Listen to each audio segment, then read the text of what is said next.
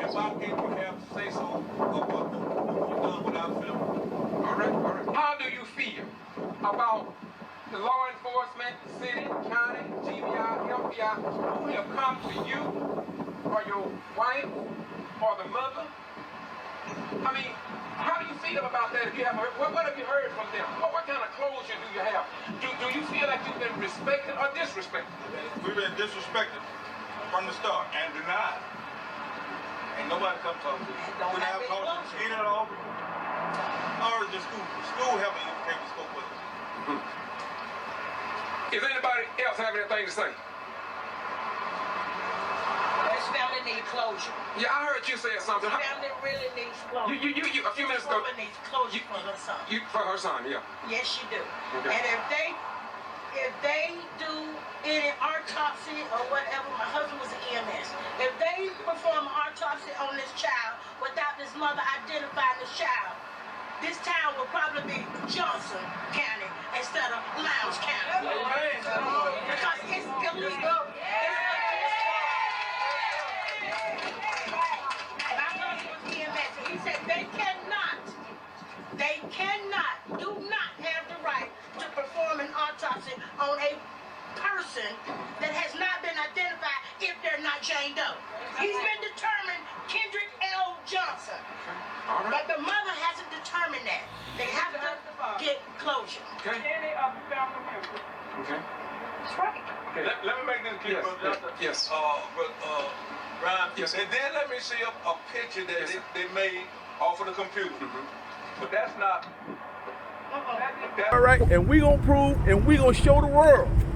I'm gonna make sure that the world knows about Lowndes County High School, Lowndes County Sheriff Department, and the city of Valdosta, all the corrupt things that ever happened in this city. You ask a question.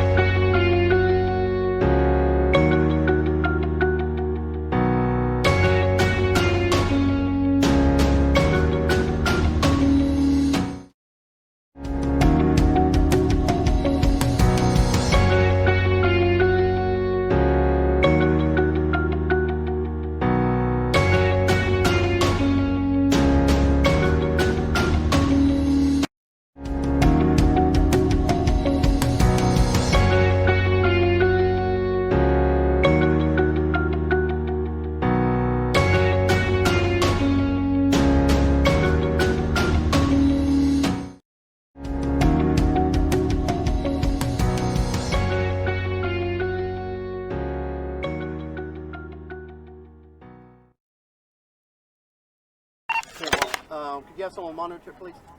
I need a 27 through George, please. Over there, with it, we don't have anybody to monitor at this time. Could you call someone in to help us out?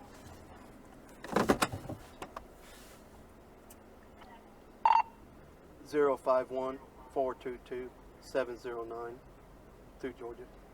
I didn't know you were in the Air Force. Yeah, I'm retired Air Force. Why are you checking me out? Do what? Why are you checking me out? Because you issued a criminal trespass. For what? Wes Taylor said nobody's allowed to be on the Board of Education. Big pardon? Mr. Taylor, the superintendent, said nobody's allowed to be on the Board of So Education. you issued me what? Criminal trespass. You can't be on the property. Sir, I've never been told that. I know, that's what I'm telling you now. Mr. Taylor just called and said it. But why are you running my tag? That's one question.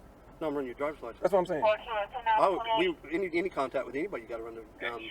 Oh, I got you. Okay, just for okay. safety. Okay. What happens if you're wanted guy? You wouldn't want me running someone. I'm just asking a question. I appreciate it. I got you, bro. You know what I'm explaining. I got you. I got you. Yeah. Okay. I just got back from Atlanta, so I thought they said we're gonna be right here. No. Yeah. Okay. No.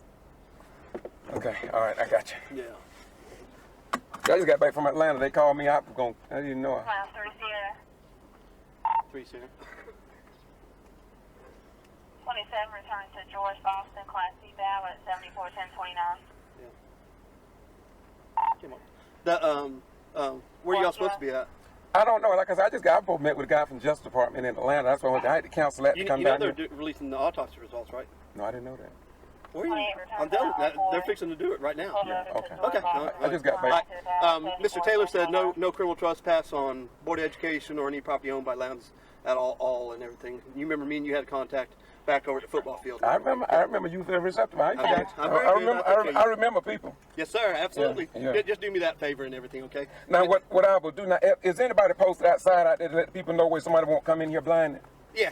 Okay, well, that's all. I'm good about that stuff and everything. Take care, T. All right, y'all take care. All right, man.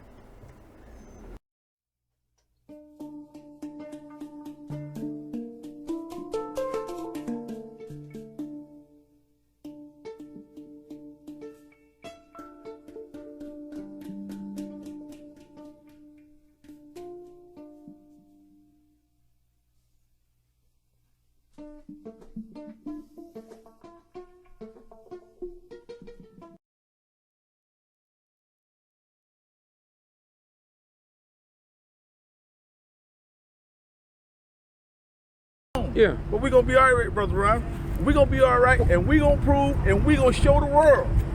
I'm going to make sure that the world knows about Lowndes County High School, Lowndes County Sheriff Department, and the city of Valdosta, all the corrupt things that ever happened in this city. You ask a question.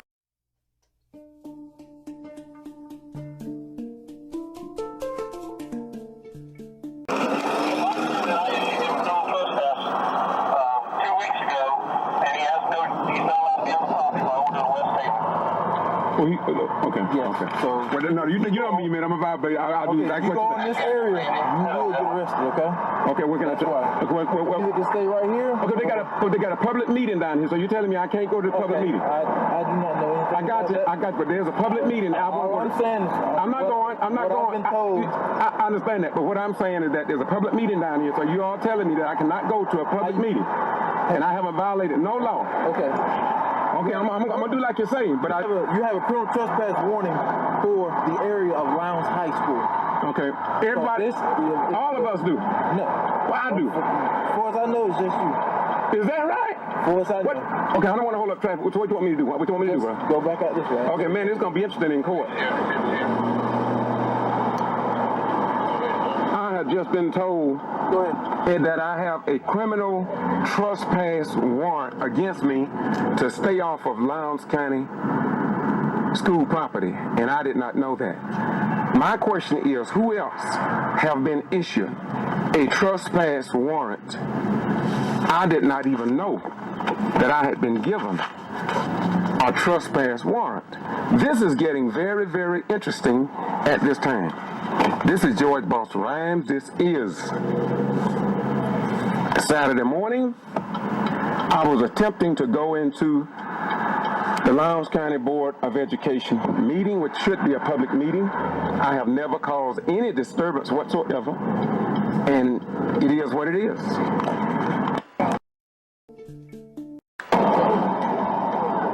Sir, I need you got a card? Okay, what's your name? Stephanie Thomas? Deputy Thomas. Okay, my attorney asked me is to request from you a copy of that warrant. My attorney, C.B. King. I just called my attorney. And I know you ain't got that. You talking to the wrong person. I understand, but I'm doing what he asked me to do. But you do not, first of all, you do not have a warrant. Okay, well, with a warrant, you would have been arrested. Right, okay. It's called a criminal trespass warning. Warning, a criminal trespass warning. If you come on this premises, right, I got you. Yeah, right. But I cannot give you a copy of that. You talk to the sheriff about that or next person. Okay, so can you radio him now? Because it's very serious. I mean, I got busy directing traffic. Okay, well, I just want to know. Direct traffic, somebody can get seriously hurt. I understand. I appreciate that, and I appreciate you, man. I ain't got nothing against you, man. You know that. Appreciate it. Thank you.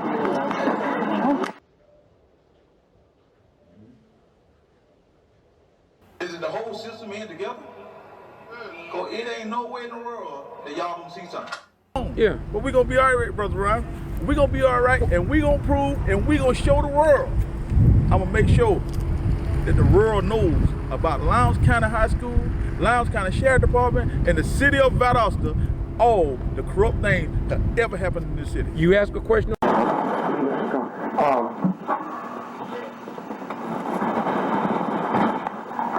was stopped going into the Lowndes County graduation by Deputy Thomas.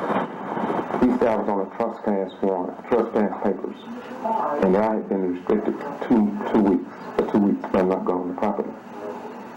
So I was advised to follow that up Tuesday. So what I did, I went to the magistrate court and asked them for a copy. They said they didn't have one. They said I was in the wrong place, so I need to come to the sheriff's department. I came to the sheriff's department and I talked to Lieutenant Styles D. Jones. He said the sheriff's department did not issue a warrant. I mean, a trespass warrant on me, anything of that nature. And so I left there, and so what's going on? Now, Mr. Robertson went to Mr. Wes Taylor, who's the superintendent of the school, and that morning, and he was in, so he talked extensively with this next person in line. And so when I left the sheriff's department yesterday, I went back home, and Robinson called me, and I met him at a restaurant, and while he was there, Wes Taylor called him. And Wes Taylor said that he didn't issue no trespass papers on me. Styles said that the school superintendent was the one that issued it. And so this morning, my attorney told me to go to the district attorney's office. I went to the district attorney's office and I got the green, Beth Green. I talked to her down in state court. Then I went up to the district attorney and talked to Miss Melanie up there. And she said, well, let me have a seat. And so she called the sheriff's department. The sheriff's department said that is a trespass papers on me. And that generated some questions. And like I told the district attorney, the only place I know now to do is go to the Georgia Attorney General. And so no, she said to me, go talk to the sheriff and get it. George, the only thing I can tell you, I'll check on it and find out where this warrant transpired, who took the warrant out, if it's still active, I'll call you back. That's the only thing I can tell you, because I'm not familiar with the warrant itself. I am not familiar with the warrant itself. I will try to find out who took the warrant, if there is an active warrant, and then I'll call you and let you know. Okay, now what they did, all the agencies, I'm going to the federal government now. I'm going to check with the federal government. Well, check with anybody you want to, George. I'm just telling you, I'll check on it and find out if it's an active warrant and who took it.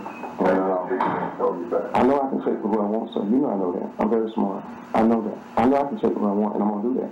Well, go ahead and do that, George. I'm not trying to stop you. I just told you what I did. Another statement, too, was made by Mr. Wes Taylor. I don't have the exact words, but I wrote down on some paper. And from what he said, is there's something in the works on you. And that concerns me, and it concerned the people that I was with yesterday. And I don't know about any of them. Okay. I just want you to know that, because there are people who love me and who respect me, and those, and black and white. And so these particular people, I just want it to be known that when he made the statement that he made, and whatever it is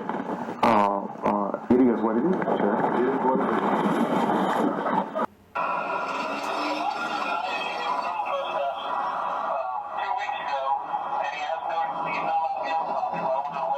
Yeah, but we're going to be all right, Brother Ryan.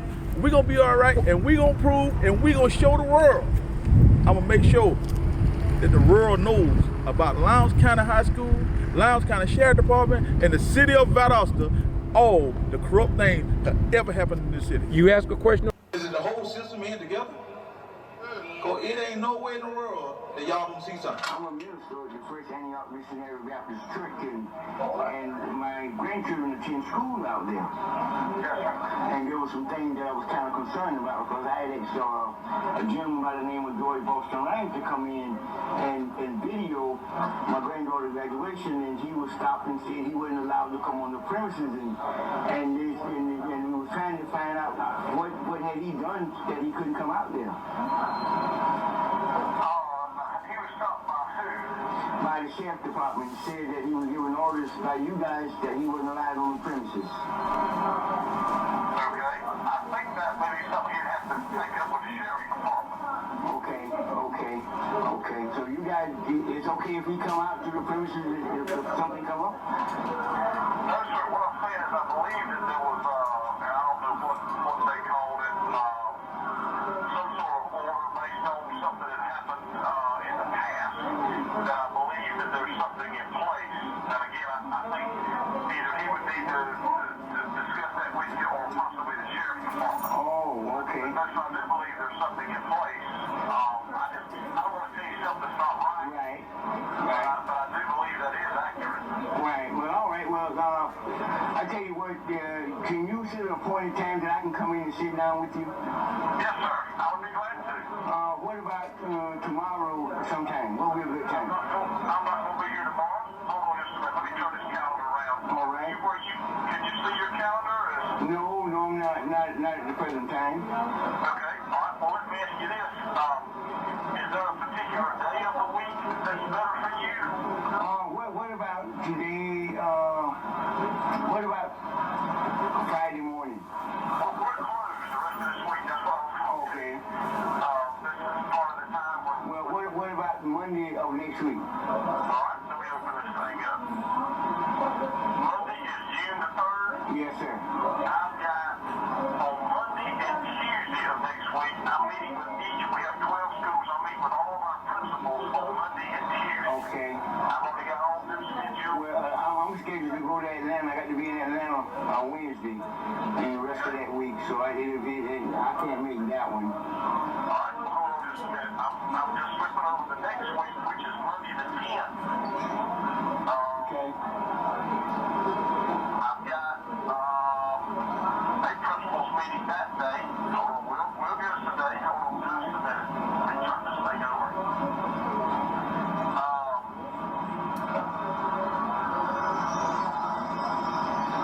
That Thursday morning, which is the 13th, and I know you may not know off the top of your head, but that may be a possibility we can shoot for. Okay. Well, you busy the rest of the day? Is that on the 13th on that Thursday? Well, yeah, but what about today? I've got somebody scheduled at 3 and then somebody after that.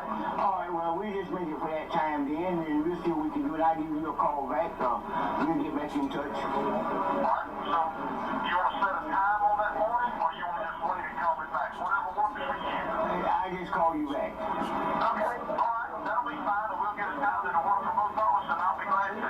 All right, well, as of you know right now, there's nothing that you guys have done to say that George Lyons can't come on the school campus. I think there is something in place through the sheriff's department. Okay. I do think there is, but All right. I prefer to either talk to you about that or the sheriff's department. I don't want to tell you something's not right. Okay, all right. Well, that'll work then. All right. Okay. All right, then thank you. Yes, sir. Is it the whole system in together? On the video I put up this morning, I put up a video this morning. I put up one this morning, but I got two in the past, and wherein you said, it's your question, you said, are they all in it together?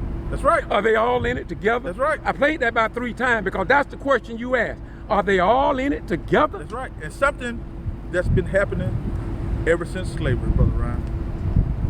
These people have been covering it up, but they got the Lone Ranger. I will uncover everything these some bitches did. That's what y'all always said in your tapes, and I look at it every time it just touched me. You say they killed the wrong child this time. They killed the wrong child, and we will stand up. Okay. And right, Austin, we are the Johnsons. I'm not afraid. Thank you very much. All right. Peace be unto you. All right. You all. I want to know. They are known to use us and tear down our character. But Kendrick, that they can't do. Amen. Kendrick was at school where he was supposed to be. Amen. And out of 3,000 students, plus teachers, plus a school with resource officers at the school, Yes. How in the world can a student go missing during school and be murdered at school? My. As you all know, his organs was missing. But let me tell you a little bit about that. It's from the top of his head to his pelvis was missing. Yeah, the brain,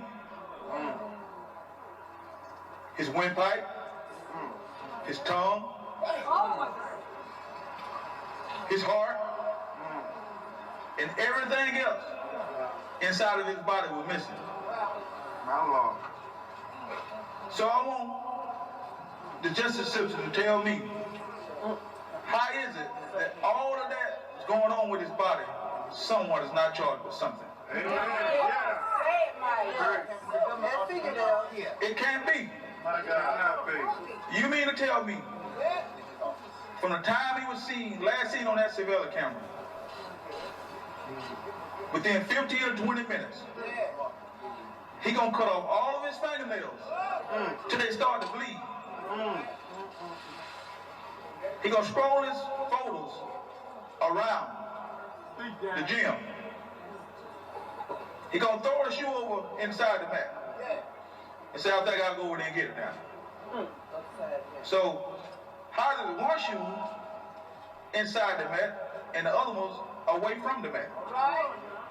And then he gets inside the mat, gets stuck, and then I guess the pair of shoes that he had on his feet, he kicks them off. Makes no sense. How can that be? It's a lie. And other than that, the clothes that he had, when he dressed out in, how's the data missing? From the clothes he had on, from when they took him to make him to the crime lab, how come that they're missing? So out of all this stuff that's going on, why isn't someone arrested for something? Amen. How long? So is it the whole system in together? Because it ain't no way in the world that y'all don't see something. Thank you. KJ! Who killed KJ? Come on! Who killed KJ? Who killed KJ? Thank you.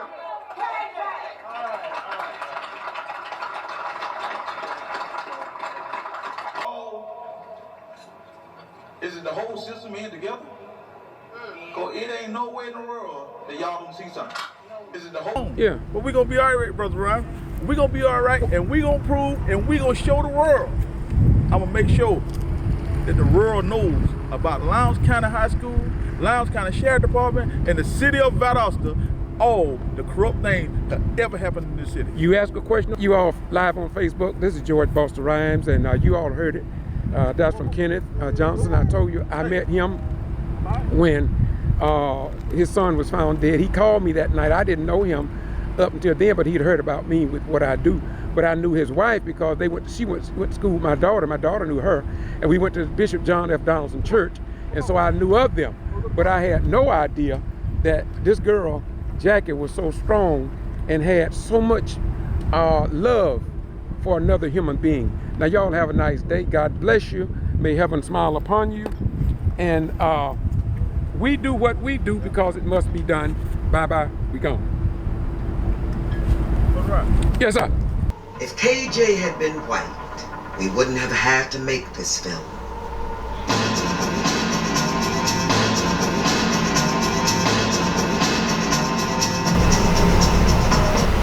I can't do this. I cannot do this. Sam 911, where's your emergency? Yes, I'm calling. My son had come home from school. Kendrick Johnson. You know, she said, have you heard from Kendrick? 12 o'clock, I knew he was dead. The body had been moved. The scene, in my opinion, had been compromised. When they said he climbed inside the bed to get the shoes, I already knew that was a lie. We opened the body in this particular case. The organs were not there. Paper had been stuffed into the cavity to fill it up. Body parts are missing. Evidence is missing.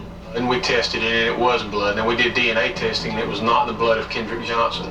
If it wasn't Kendrick blood, who blood was it? The parents hired their own medical examiner who said this was a killing. An FBI agent's home was raided last month in connection with the investigation into the death of a Valdosta teenager. Supporters for Kendrick's family are calling for a Department of Justice investigation. What do you want? Justice! The Johnsons and their supporters now hope the FBI will get an answer to what happened to Kendrick Johnson. All along, we know it was bullshit. We know it was bullshit. If KJ had been white, we wouldn't have had to make this film.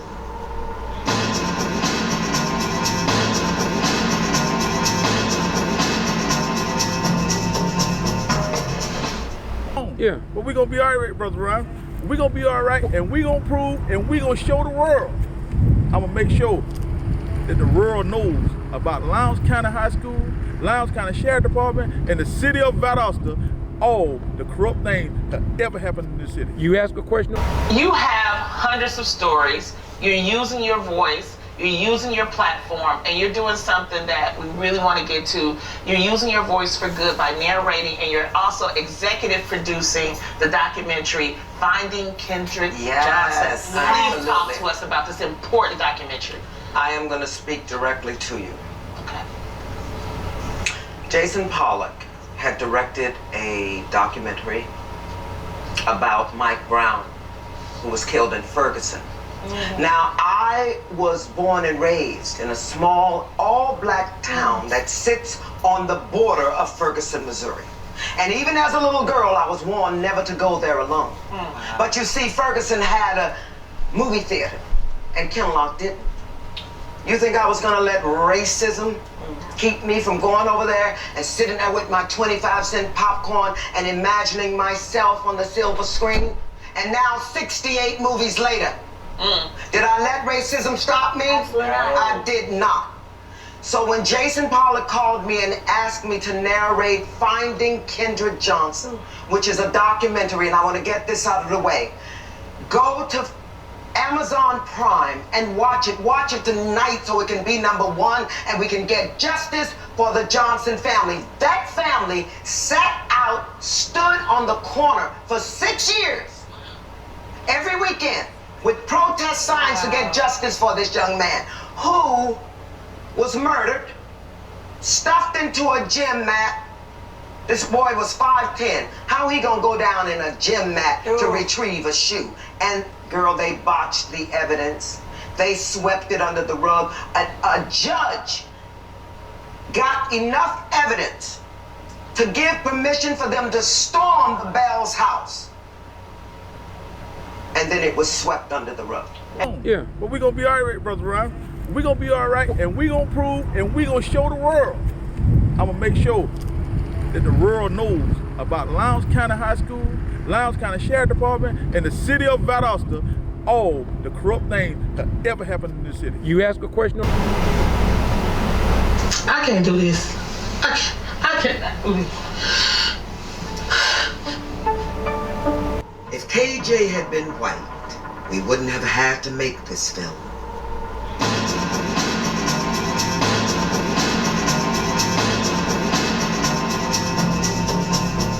Yeah, but we're gonna be all right, Brother Ryan. We're gonna be all right, and we're gonna prove, and we're gonna show the world. I'm gonna make sure that the world knows about Lowndes County High School, Lowndes County Sheriff Department, and the city of Valdosta, all the corrupt things that ever happened in this city. You ask a question? And that's why we need people to watch this. Yes, absolutely. We are calling on the Biden administration, Congress, and the Senate to get an investigation of this boy being killed and his organs were stolen. Oh, Jennifer, we have a clip of Finding Kendrick Johnson. Let's take a look. So we looked into finding that report to see if we could locate it, and we did. However, the report was heavily redacted. But then we were able to find the unredacted FBI report, and what we discovered blew us away. You see, in the redacted report, you can barely see any of the video frames. Most of the frames are blacked out, and the ones with KJ are barely recognizable. In the unredacted report, we were able to see all the video frames in full color. I'm definitely going to be tuning in and watching this with my family. I have to tell you, Jennifer? I want everybody to go to Amazon Prime and watch this documentary. Yeah. They have got to stop killing our children. Amen. That's right. And not being responsible. Do you understand? Yes. I will fight for this family until the very end. Thank you so This much. was an atrocity. Thank you, ladies, for using your platform to do it. Thank you. To get these messages out. I'm very proud of you. Thank Know that the mother of Black Hollywood is very proud of you. Finding Kendrick Johnson is now available on video on demand.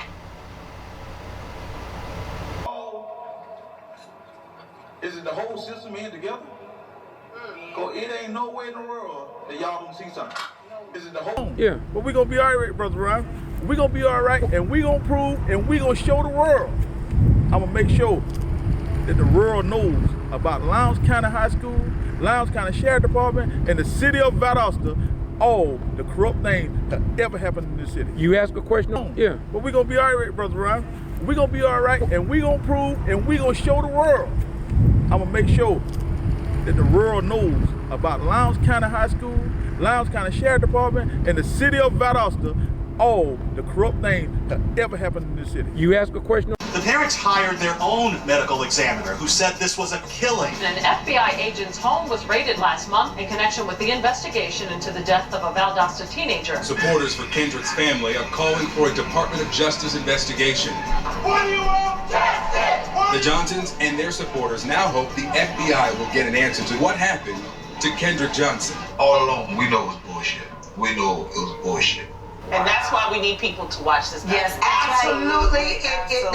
We are calling on the Biden administration, Congress, and the Senate to get an investigation of this boy being killed and his organs were stolen. Oh, Jennifer, we have a clip of finding Kendrick Johnson. Let's take a look.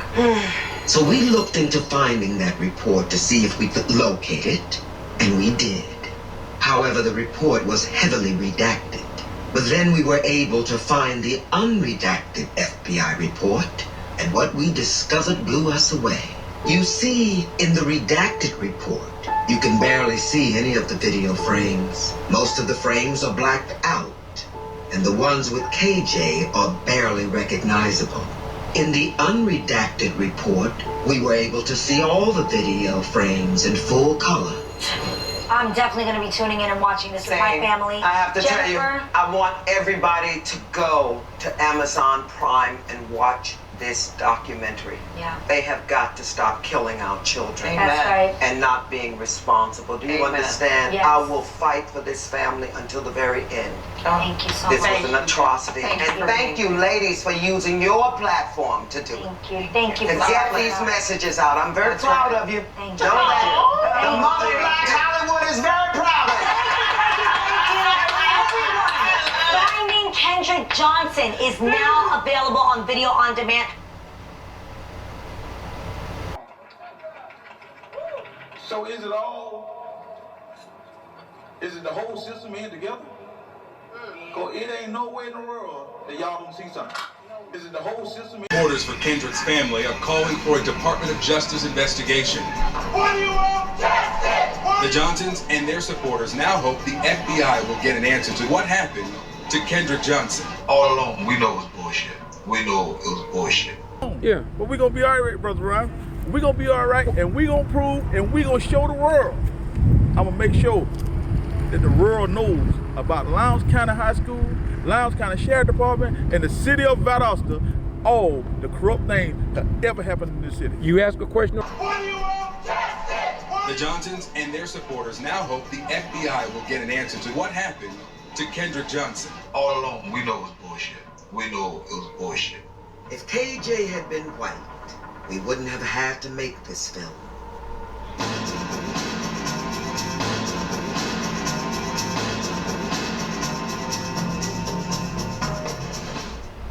What do you want? Justice! The Johnsons and their supporters now hope the FBI will get an answer to what happened to Kendrick Johnson. What do you want? Justice! The Johnsons and their supporters now hope the FBI will get an answer to what happened to Kendrick Johnson. All along, we know it was bullshit. We know it was bullshit. If KJ had been white, we wouldn't have had to make this film.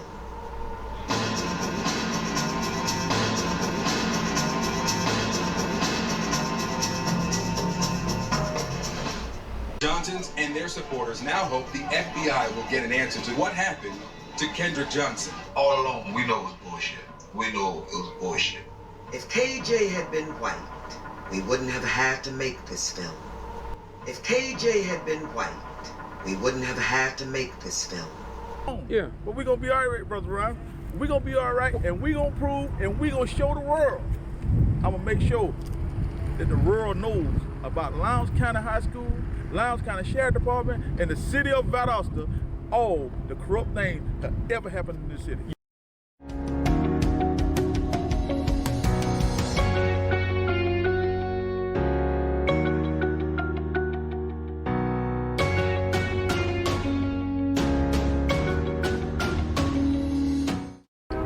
Secondly, I like to make a comment about this is why we don't trust anything that the sheriff of Valdosta said, that anything ever come out their mouth. Greetings. I'm George Boston Ryan with the Get To Free Press, and on January 27th, 2022, of Kendrick Johnson, Kenneth, was provided a response to Sheriff Ashley Paulk at the Lowndes County Jail at 12 o'clock, and WCTV TV station was there. 2 Action News out of Atlanta, and the Get To Free Press. You've already seen those videos that I put up, but today's video is about what Kendrick Johnson said. And he said that his situation now, because the sheriff said no foul play in the death of his son, that he now wants, let me repeat, he now wants every death that took place at the Lowndes County Jail. So he want to shine the light on Lowndes County High School, the jail, deaths dating back to Willie James Williams, and he also said the city of Valdosta. Strangely enough, doing what I do, I have an individual to come forth, and he want to talk to you along the lines of what to expect here in Valdosta, Lowndes County, and the judicial system in general, and he may take you beyond our area to tell his story. And I do want him to tell his story. Now you have at it. Now, my question to you, my beautiful brother, what is your name? Jesse Smith. Jesse Smith. Where you from, Jesse? I'm from Valdosta, Georgia. Okay, will you give us your name again? Jesse Smith. Jesse Smith. Okay, will you stand flat-footed and tell us what you've been want to tell anybody? I'm not going to put no holds barred.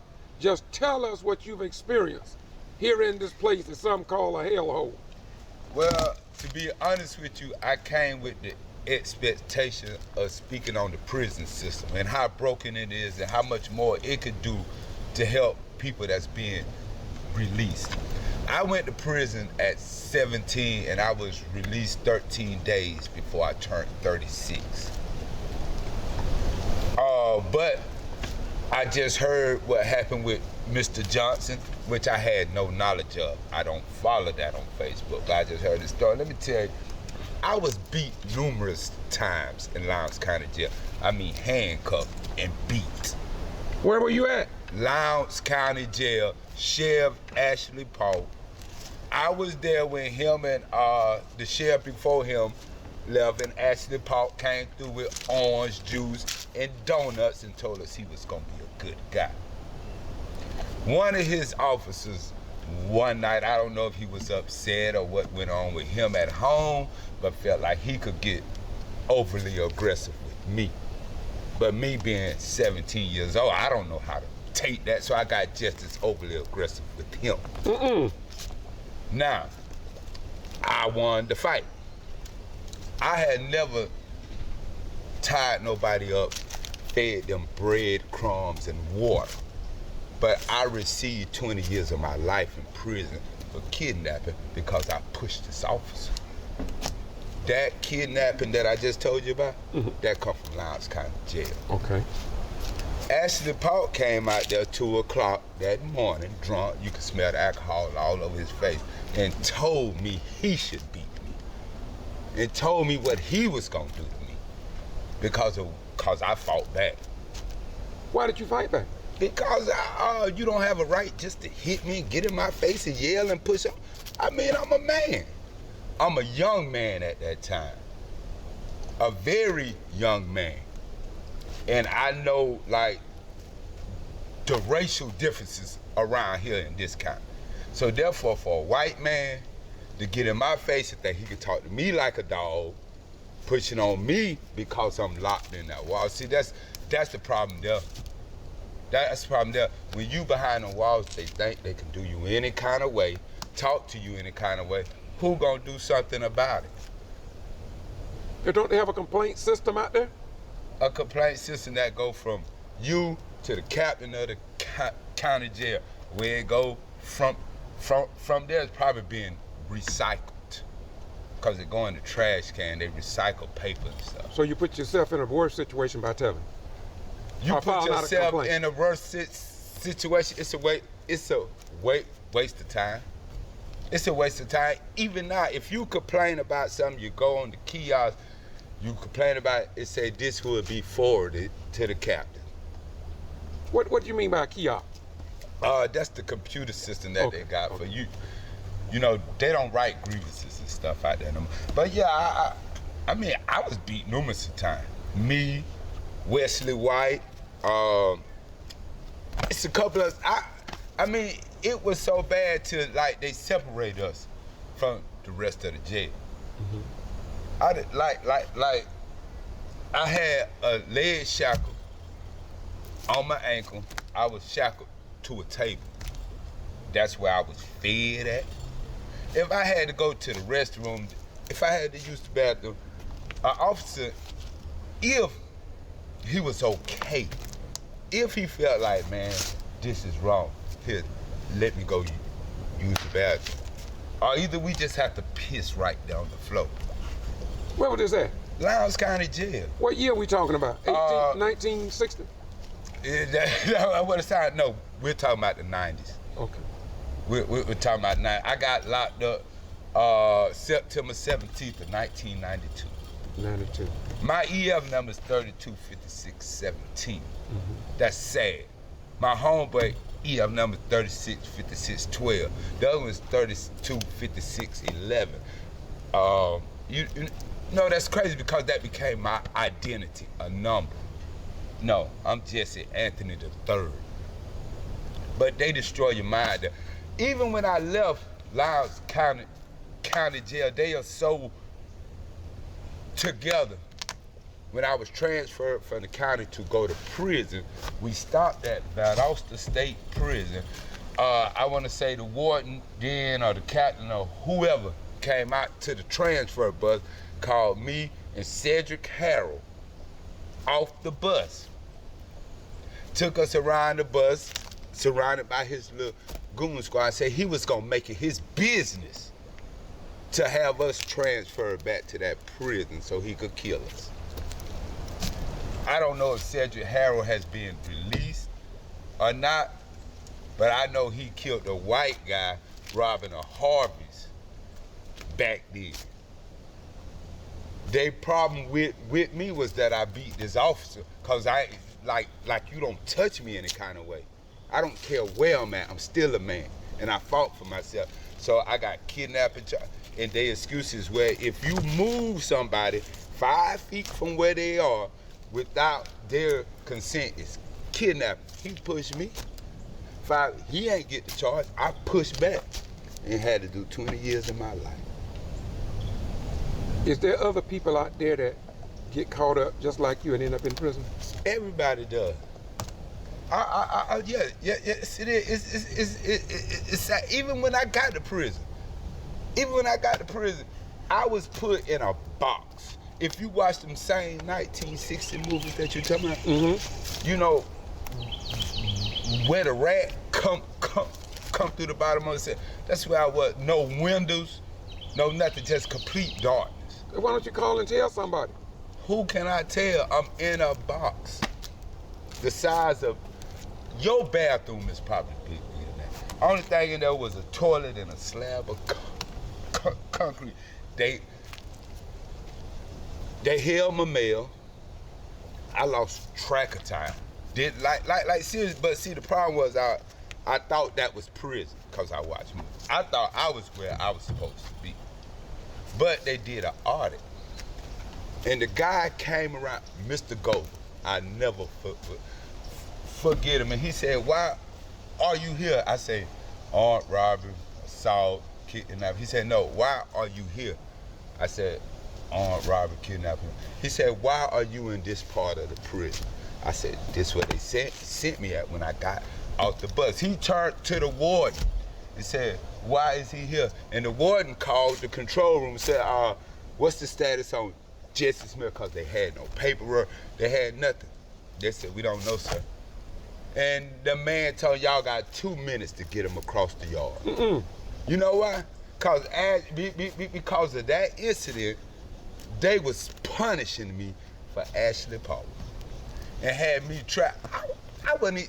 That was a discipline builder. That's where you go when you assault people or do something to break the rules and you're locked down. I was there out the bus and thought that's where I was supposed to be. Didn't know no better. If that man wouldn't have never, and I was there probably 2-3 months before that guy even came. So you're saying that the sheriff outreach reached that far? Reaches that far. I was in Hamersham County. What name of the prison? At that time, it was Alto State Prison. But excuse me, y'all, I do have a speech. Right, that's not a problem. Go ahead, we want your information, brother. At that time, it was Alto State Prison. They called it the Toe. Yeah. Because it's one of the most brutally violent prisons it is, because everybody there is. Yeah, I've had people call me about that prison. Where is it located at? Hamersham County, up in the mountains. In Georgia? In Georgia. So it's above Atlanta, right? It's above Atlanta. Yeah, I've had people to call me about that prison. It's one of the worst run prisons in the state. Right. Terribly run. I think I got a couple videos about that prison. When I tell you Sheriff Ashley Paulk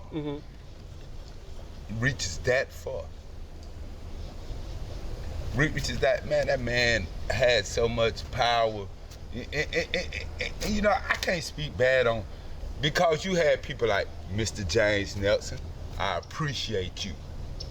Because at the time that this incident happened, he stood up for me. So you do have some good people out there? You have very good people. He wouldn't even let them put handcuffs and shackles on me. You know why? Because he knew what they were going to do to me. And he said, "No, I would escort him personally to the hole." He knew I mean, I don't know how to take that, but like, you have to be professional. You can't just do people in a kind of way. At that time, I didn't know how to take that. At this time, I still don't. If somebody approached me the same way and talked to me like that and put their hands on me, I'm gonna fight back. You gonna do it again? I'm gonna do it again. It's in your nature as a man to do that. As a man. And if your job is to, like, I mean, I don't know what their job is, except to make sure I'm not gone, or that I'm not hurting or harming another person there. You can't punish me if I ain't even been found guilty yet. So let me ask you another question. So you believe that when Kendrick Johnson's daddy, Kenneth Johnson, make the statement at the news conference on January 27, 2022, that he wanted people such as yourself to tell their stories, because he said he wanted to shine a light so people will know what's going on here, do you think that made any sense, or was you talking out of his head? I think it made all the sense in the world. I think we forget, and I apologize to Mr. Johnson, and I thank you, because this is something I should have been done. This is something we need to start doing. We need to stop. The thing is this: when you're there and it's happening, and you say, "Oh, I'm gonna get out. I'm gonna do this. I'm gonna sit there." When you get out, you forget about it. You're just happy to be free. You're back out here in the world. You forget about that. Right. But it's men like you that came to me that know people around me. Right. Yeah, that's what happened. I knew people around me tell you about me. Yeah. And like I said, it's like this needs to be done. Well, this needs to, and more of it needs to be done, because if it don't, it's not gonna stop. Right. Well, I've been doing this for a long time, and my major problem is that I just like the person that told me about you, and we made this appointment up this morning. I didn't believe you were gonna show up. In fact, I lost a little money. Yeah. Because I don't tell them the amount, but I lost a little money because I bet them that you were gonna be just like most of the other people that do all this talk, and then when I turn the camera on, they pass out like a fainting goat. The southern United States, where some of the goats display a peculiar habit of falling over and apparently fainting when they're scared. Now, only a small percentage of goats have this odd habit, which is undeniably entertaining and the source of many viral videos in recent years. The question is, why do some goats faint? I'm John, and this is Facts Factory.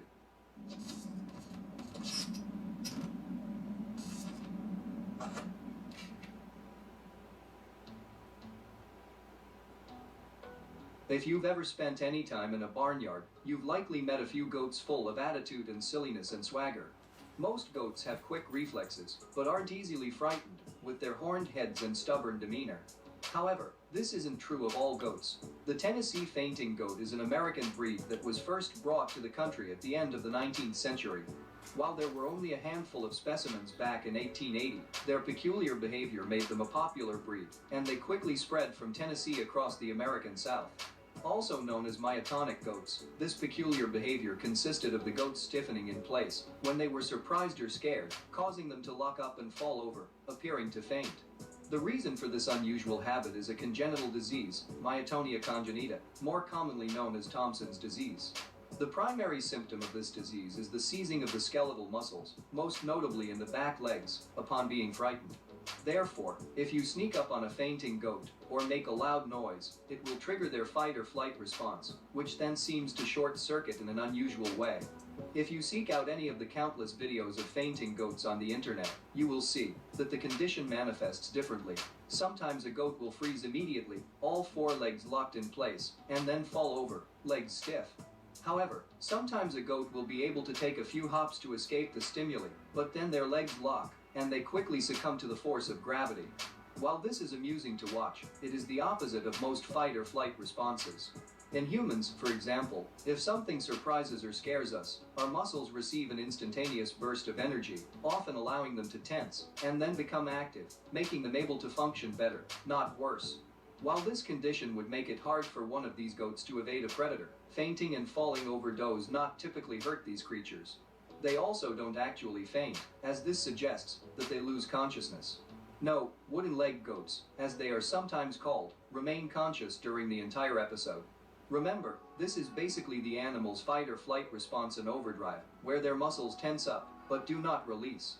This is caused by an improper balance in sodium and chloride ions in the brain, due to a mutation in a critical gene that produces and regulates proteins involved in the flexing and relaxing of muscles. The next time you find yourself at a petting zoo in Tennessee, be sure to ask them if they have any fainting goats. It may seem mean to surprise these funny creatures and cause them to take a tumble, but it is specifically this behavior that has made them loved by millions and bred in countless places. Just be sure that you're sneaking up on a fainting goat rather than some other variety, perhaps one with horns and a bad attitude. Pass out like a fainting goat. Pass out like a fainting goat. Pass out like a fainting goat. Now, the thing about it is, I'm a righteous-hearted man. Mm-hmm. I'm not perfect. And me personally, I want to fight. I want to stand for the, and it needs to be done. It's terrible, and something is not done, it's just gonna get worse and worse. Okay, you said this happened back in 1992. Sheriff actually Paulk been the sheriff for a long time. Then Sheriff Prine took over, and now he was elected again for another 4 years. Do you think that there may be a possibility that he has changed from 92? Ashley Paulk? Yeah. No. I mean, I really can't say that because I just recently was out in the county jail. I didn't personally see Ashley Paulk, but I know the way it's ran is not different. It ain't no different? It's no different. While you was out there? Worse. Yeah, it got worse? Okay. When you was out there before in 92, did you ever hear of a man by the name of Black Jesus? You don't remember that name? Not by that. Okay, we go back to Black Jesus. They used to have a horse out there they used to put people on. And we got documentation on that, but that was before your time, so don't have to address that. What about rats in the jail? Oh, yeah. They got rats? Yeah. Al Parson, I got video on him saying they had rats as big as cats. They got a rat that they feed. Of course there's rats out there, and we feed them. Just cause it's that bad that we have, They still got them out there? Yeah, they still got them. And the rats come out to eat at a certain time, how they know the food gonna be out there. They're like pets. No, man, come on, bro. No. Get serious. I am serious. I promise you. Nobody care? Or y'all just love your pets? I mean, like people, you have people that county jail's a world inside of a world. Okay, so if you're not out here with your dog and cat, and you see a rat come sniffing around, and you throw him something, you bond with him. It's people really love this rat. I didn't care nothing about him. I didn't give him not one of my noodles, right, or not one of my chips. You know what I'm saying? Because I'm already struggling. I can't do that. But yeah, you got people that really look out for the rat. You had one rat so big, they had to slide the food up under the door because he couldn't fit under there no more. Right, straight up. I'm not lying to you. I mean, I don't have a reason to lie. You're not giving me nothing. Right, oh no. But let me ask you another question. You see what I'm saying? So I ain't gonna lie. Let me ask you another question. And we're gonna bring this to an end, but some of the names that you call and the people you know, do you think they will come and do what you were doing? Because I'm gonna be honest with you. I've been with the Kendrick Johnson case ever since the night that they found his body. He called me that same night, and I was at the house, and he said, "Rhymes, I want to see you tomorrow." And I said, "No, sir, I'm coming to your house now." And so if you have other people, I've always been about truth. People may not like me, but they can't say I lied on nobody. I ain't mistreat nobody. I've always done what my grandmama taught me, and that is to stand up for Jesus and the Holy Gospels or die for Satan. If you can get in touch with Wesley White, me, Wesley, Marcus Morgan, Sylvester Burgess, see, these are the guys that was shot. If we went out for a wreck, we had leg shackles on, our hands were shackled to my wrist, and we had to walk like this. A guy even tried to jump on Wesley one time, shackled down like that. So you got Wesley White, you got Dwayne Hart, Officer Dwayne Hart. He seen me when I first got out at Burger King. That was my first job. He said, "Is that Jesse Smith back there? Oh my God, man, I got that." These was officers. John Porter, Jane Nelson, one of the amazingest guys. That man helped me. That man helped me grow. What's her name again? Because we need to know the good people. James Nelson, a great guy. Well, I thank you for saying that, man. Yeah, and I think these people should not be out. Now you got a guy on, I want to say the drug, Officer Petroleum. All right, an incident happened and a family member asked me to come get their car, right? So I went up there and got him. Officer Petroleum said, "Hey man, what's your name?" I said, "Jesse." Jesse Smith. I said, "Yeah." So we ain't gonna pretend like y'all, cause Cause you know he said I was an officer in the county jail in '92. So don't act like y'all don't know that this happened. They still remember me to this day. About what happened? About what happened. So Dwayne Hart, I didn't even know Patrol. As much as I hear his name, as many people, man, the drug dealers, they don't want to see him. They run, they duck, and they dodge from him. That's just how many people I know. And for him to personally remember me, and I don't know him, but he said, yeah, I was an officer in '92. Dwayne Hart, I think he got like a insurance agency or something. Right. He remember me. James Nelson, he definitely, I mean, John Porter, so we ain't gonna pretend like it didn't happen. But what about this deputy used to be named Troy something? You remember him? Calvin Troy. Yeah, Calvin Troy, you remember him? Yeah, of course. Okay. He remember me. I know he been out there for a long time. He ain't out there now, but Leroy Smith, Captain. Yes, sir. Leroy Smith, after the toilets flooded and the feces and the pisses all over the floor, he came and got me and Wesley White out of the room and told us to get on our knees and crawl to the hole with a can of mace this big that we call the people killer. Cause he'll set on the floor and he'll let it loose. Yeah, get on your knees with all this piss, water, and shit. Who did that? Captain Leroy Smith. He remember me. Leroy Smith did that? Yeah, Leroy Smith was real nasty. Come on, man. What you mean, come on? And he knew my family. And he know my family. Wrong, man. Was he a white man? Who? Leroy Smith. Leroy Smith is a black man.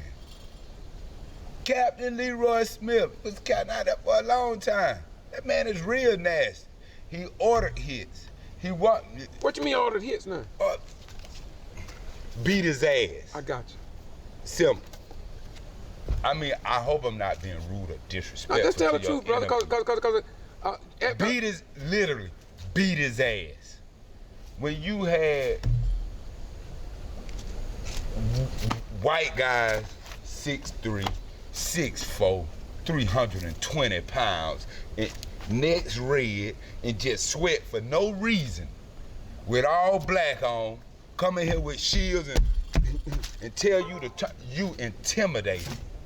So you gonna turn around and they tell you better not turn back around. You're scared, cause you got 6 big old rednecks just, and they punching you in your ribs and you punch. But see, the problem was I don't care. You got to beat me cause I'm gonna fight back. They had to separate us. They wouldn't even let me and Wesley and Marcus Morgan in general population. Yeah, strap set up. They separate us and they let like that dog right there has more freedom than I had. Right now. Right now, and he's in a kennel. But what did anybody ever, when y'all got out, did anybody ever consider going to the Valdosta Daily Time, WCTV, ABC 27, or WALB out of Albany and tell their story before the mass media and see what happened? We talk a good talk. Cause you know what? I talked about it too. And this is my first time,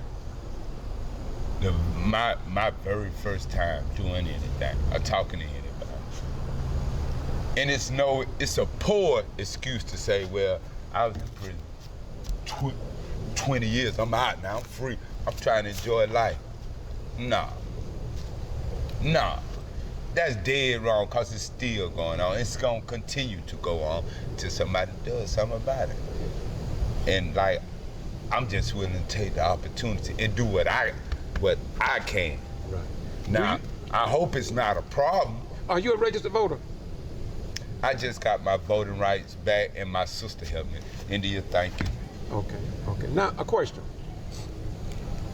We've been electing politicians before '92. And we have a grand jury that tour the jail at least once or twice a year. How can the conditions in that jail remain the same when we have citizens to go do an inspection on that jail? How can that do what? The grand jury go inspect at least once or twice a year. That's required. I went to I know jail. once a year. in 1992. I don't know if this was happening then. Yeah. But because I caught that case with the kidnapping, I had to stay until 1994. I never seen it. So they need to start taking these grand jurors past the front. Get out the captain office. Get out the sheriff's office, drinking coffee and donuts and tour the jail. We heard, we got... Unless they lock us down and we never know they did. I had never seen it. We have it documented that what they say is that they don't take them to the real bad place. They only take them to the good place. Now, I got that document under Al Parsons. Al Parsons was the owner of the Lake Park Post, and I got I still got the newspapers where he would publish this to the general public. The Dallas Daily Times, I didn't see it, but Lake Park Post, he published it. I was out there 2 years because I caught that kid, and I never seen it. So while you at that again now, I want you to tell me again who you kidnapped. Nobody. I pushed back. Officer Radcliffe. Radcliffe, he came from Valdosta State Prison to work extra hours at the Lowndes County Jail, and he had an attitude of fuck you, you're locked up, you're wrong. And don't know nothing about me on my case. And he just felt like people in those positions think they got a power. They think that badge and that radio make like they can intimidate you and just do it like seriously. People think people in jail or prison can be did any. When I say did any kind of way, you might as well just spit in my face. Nobody gonna do nothing. What can you do? What can you possibly do? But nah, you can't just do me like that. Cause I'm gonna fight. I don't care if I'm underwater in a fish tank. Don't put your hands on me. Where do you get that behavior from, you think? Is it in your family lineage to fight back? Yeah, not to let nobody use you and disrespect you. Where did you get that from? Yeah, that's just my bloodline and raised up. I mean, I marched. I'm a member of the NAACP. Lewis Gordon is my brother-in-law. Wow. That's my brother-in-law. Liz Gordon is my sister. Come on, bro. Well, no wonder they fought so hard. They fighters, man. My sister. That's what I'm telling you. I been fighting. When I was a child, I was raised by fighters. Liz Gordon, mom, I love her. Adopted me in 19. I was 10. My brother was 12. She adopted both of us to keep us from being separated. She loved me like she gave birth to me. Never gave up on me. That's one person in this world never gave up on me. Never, like, for real. That's my baby. Eloise Scott Smith. I've been knowing her for years. Before I retired from the military, I knew her, and she is full of love. That's what and she will go to the wire for you. That's my mama. That's why I fight now. Liz, Lewis, that's my family. Lewis Gordon been fighting for years. That's my brother-in-law. He got frustrated, I believe, because black folk wouldn't unite and help themselves. That's why he stopped. That's right. I still remember the day when we marched downtown and Lewis went and got the application to join the Ku Klux Klan and ripped it up right there in the middle of the street, said we are now members, and threw it in there. I remember when people at that same march, and I don't want to have no, but I know it was people that on our side that came from Atlanta with all kind of guns, ready. If it would have got that, see, that's me. That's me. Everybody got a role to play. You doing yours now. You see what I'm saying? You got people that's gonna march and sing. You got people want to hit, see some bloodshed, and that's just how. See, I'm the one with bloodshed, cause that's the rage and the hurt and the fury that you put. You created this. The white man created this. They created this. Man, I was 17 years old. So me looking at you. You're a fairly young man. I'm 70 years old. So looking at you, I'm gonna ask you. This is the last question I'm gonna ask before we close this out. With all the police killings and murders of black people across the United States, including our local area, and no justice, the judges, we're finding out now, Klans members, we're finding out now that the lawyers your doctors who we go to, and we not question the medical treatment we get from these people, because now we see just how little they care for us. So my question to you, as a man who ought to know, what is your solution you think gonna happen to America, and what you think black folks should do to help resolve our problem finally? I think Black Lives Matter movement was the great, I think America needed that when all the other countries stood up and marched. But see, we got to stop playing. I think that was the first phase. When the George Floyd murder and everybody clicked and just snapped, that's what America needs. Man, quit, boy, what the fuck? We all, man, you crazy. Burn this bitch down. We built it the first time, burn it down a bit. Man, quit playing. You ain't gonna treat me no different than you treat him. Everybody has to unite and accept the fact we're all human. Man, you don't do, man, that's crazy. So are you telling me that you for joining with the white right people, for them to join with us if they're about right and help us in our struggle? Yeah. Are you saying that? Yes, I don't have no problem with nobody. What I have a problem with is people like Ashley Paulk. Man, quit playing them kind of games. Or a clerk at the store that you can just treat me fucked up because I'm black, but you gonna treat this woman here different. No, that's wrong. Now you done hit something else. Now you mean tell me that the clerks at the stores treat you wrong? It's all in the world. It's all, yeah, of course. Of course. And you don't put up with none of it? No, I'm not with it, because if I walk by your car in Walmart and I hear the locks go click, I'm a little bit, bitch, I ain't finna rob you. Stop judging me because I got this on. Because you know what? I'm comfortable. My sister just asked me in India, I love you. She said, bruh, Shay, get a haircut, put on the church shirt. Sis, I'm not comfortable like that. It's me. This don't make me a bad person. Stop judging me because of this. Stop, you know why? Because I feel like I'm like a king right now, because I'm in my own skin. I'm me. This makes me feel good. I don't care what people gonna look and say, oh, that's a nice shirt. And you know what? Let me show you something. I was in the halfway house in Albany, Georgia, right? Every day I walk and look for a job. And people always look, let me know. Now, I had an interview. A friend of mine gave me a suit to wear. I was still locked up in the same halfway house, but I changed clothes. When I walk that same route, I go every single day to go to my interview, and I had that suit on. And guess what? White people, hello, sir. Hey there, how you doing, sir? Well, goddamn, yesterday I had this t-shirt and jeans on, and you act like I was a criminal.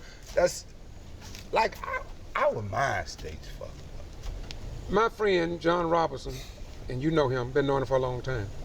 John Robinson says this: a lot of Negroes, I'm gonna say it like he said, a lot of Negroes get a Bible and a suit and put it under their right arm, and white folks look at them and they think they done arrived. So you just busted out, you just shattered that criteria. Man, John Robinson is like an amazing man. I was going through something recently, and I came to John Robinson's house and sat down at his dinner table, and his wife fed me. That's my best friend. My sister, and I don't know if it was just God moving through him, but John Robinson gave me some words of encouragement, so amazing, like, and it was just crazy. And at that time, see, John Robinson pops don't care if you're Muslim, Jehovah's Witness. I mean, he's a man of God himself, but if you a Jehovah's Witness and he let you in his house to sit down and talk to his grandson while he sat there and listened, he don't turn you around and say, oh, you're a Jehovah's Witness, and close the door in your face or get off my porch. Oh, come on in. But John Robinson don't let white folks in his house, does he? John Robinson let anybody in his house and get offended if you feel like you too good to cut, then go, leave. John Robinson even got white people in his family. Yeah, a lot of them. If you can't come in John Robinson's house and sit on his couch, then you go on about your business because he want to treat you like a human being, and his wife gonna feed you. So, yeah, that's an amazing man. He is a human being. He's an amazing man. He's a rare man. You know how I met him? I had a store here for 14 years, and I used to be on radio, and I didn't back down. I spoke the truth then, I speak it now. And he heard me on the radio. And one day he saw me on the courthouse steps, and he told me he had been listening to me. So he said he didn't know nobody in Valdosta was like me. And we butt heads, and we've been friends ever since. That's how. And see, let me show you something. How he operates. The amazing part is this: in the system, we have a problem. The problem is you lock us in these walls, and then you send us back out here. Whether it's 6 months, whether it's 2 years, whether it's 20 years, you don't give us no kind of structure, no kind of guidance, no kind of help. John Robinson got a son, Tyrone Robinson, who's married to my sister. Look out now. And after 20 years in prison, that man made his business. Tyrone made it his business to come check on his brother-in-law. Wow. And made sure I was okay, because I was scared. Man, I was scared to be out here. I wouldn't go to Walmart. Tyrone and my sister was headed to Florida, and they turned around off of 75 to come get me. Wow. Because I had a problem, because I didn't know how to adjust out here. Because the system don't give you the skills to do that. They don't give you the skills to do that. And going in 17, coming out 36, no mama. My mama has passed, my daddy has passed. I went in 17. I never had a responsibility, no bills, no nothing. I don't know how to survive. And you just throw me out here? No, nothing. No, nothing. But my blessing was my sister and Tyrone Robinson, Mr. John Robinson's son. He raised him right. He taught him right. And his son is a reflection of him. And I appreciate them people. Wow. I appreciate them people. And I'm married to one of their family members that if me and her ever go through, I'm still gonna love her. I'm still gonna come, I'm still gonna do it, because that's my family. Like, that's real family, that's real love. And you don't find them kind of people. Okay, I lied, and it's Sunday. I told a lie. I hope this will be my last lie I tell you, or ask. I said I was gonna ask you, I gotta ask you one more question. If you spent 20 years in prison, how much money did they give you when you got out to readjust? I mean, really, just tell me how much money. I want to say it was $35 maybe. $35. Yeah, $35. They give you a check for $35, if I ain't mistaken. It could have been 25. I know it wasn't no more than 35. Okay. It's no, like, I know it wasn't nothing to help with a job, or housing, or food. Okay, I'm not going to ask you a question. No more question. I'm through with that. But what I am going to say to you, because you're going to close us out here, and I want you to give us your closing remarks in terms of what do you say to other former inmates of the Lowndes County Jail or the prison system who know something that need to share something. What do you say to them? What I say is it's our duty and our obligations to do. Now, what I mean by that, and I do apologize because I know they had a Black Lives Matter march downtown, and I feel like every man that had a child, especially a son, should have been. Every black man. We need to stand, like, what's the problem? We can't be too busy, because obviously Brother Ryan will come to you because he came to me. He came to me. I'm not at his house. I'm not in his office. He came to me. So, yeah, man, it is our duty. See, let me show you something. People got the word gangster, and this goes out to the gangsters. You don't have to be like being a drug dealer don't make you a gangster. Shooting at people you don't know don't make, 6, 7 people jumping on people don't make you a gangster. Standing up as a man, not being afraid, that make you a gangster. Stop polluting your neighborhoods. That don't make you no gangster.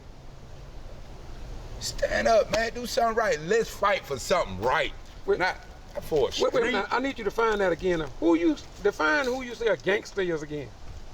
A gangster a man that stands up for what's right. A gangster's not a drug. Me personally, and I don't mean to offend nobody when I say this, no religion, I think the biggest gangster in the world was Jesus Christ. What he went through and what he dealt with, it never changed. Never changed, it never changed. Took the beatings, took all the laughter, and still remained, that's gangster. If you can let somebody beat on you like that while you bearing the cross, and you bear it with Protestant, that's gangster. I'm gonna close on that note, my beautiful brother. Give me your name once again, brother. Jesse Smith. We're not gonna use EF number 325617 no more, cause that ain't me. What's that number was, brother? 325617. Okay, I may play that lottery tonight, might win. If I do, I'll give you some money. All right, bro. See, a lot of Christians can't play the lottery. I can play it because I'm free. I know that's right. Peace be unto you, brother. I know that's right. Peace, man. Right hey, on, y'all, bro. let's stand up, man. Stand up.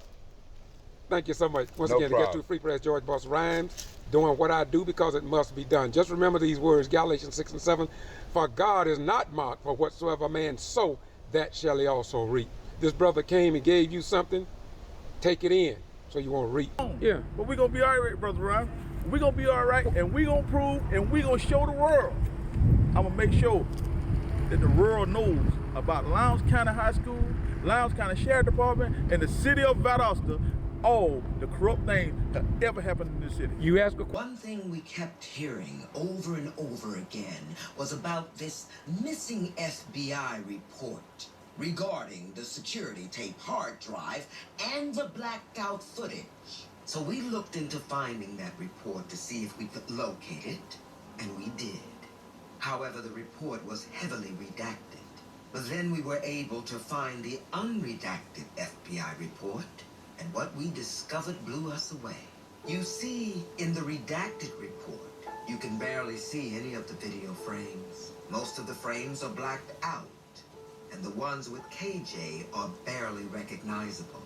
In the unredacted report, we were able to see all the video frames in full color. The report follows KJ, Brian, and Brandon's movement throughout the school for the entire day and records where they were.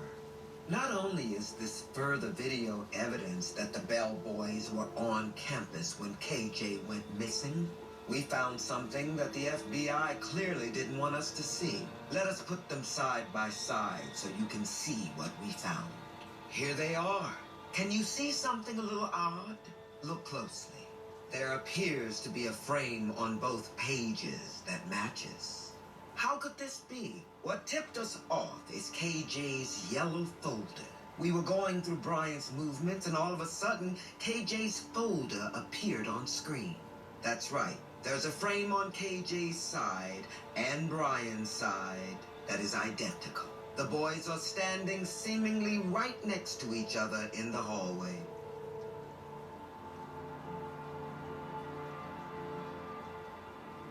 Did you see Kendrick that day?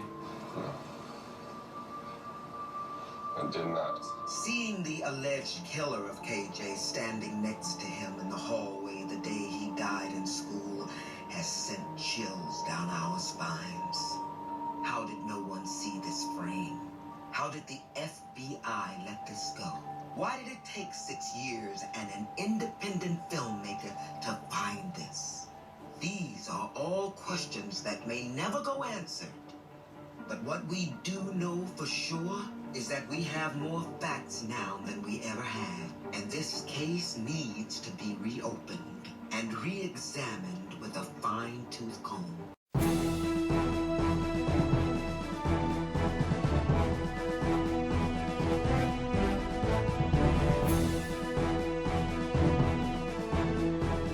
If KJ had been white, we wouldn't have had to make this film.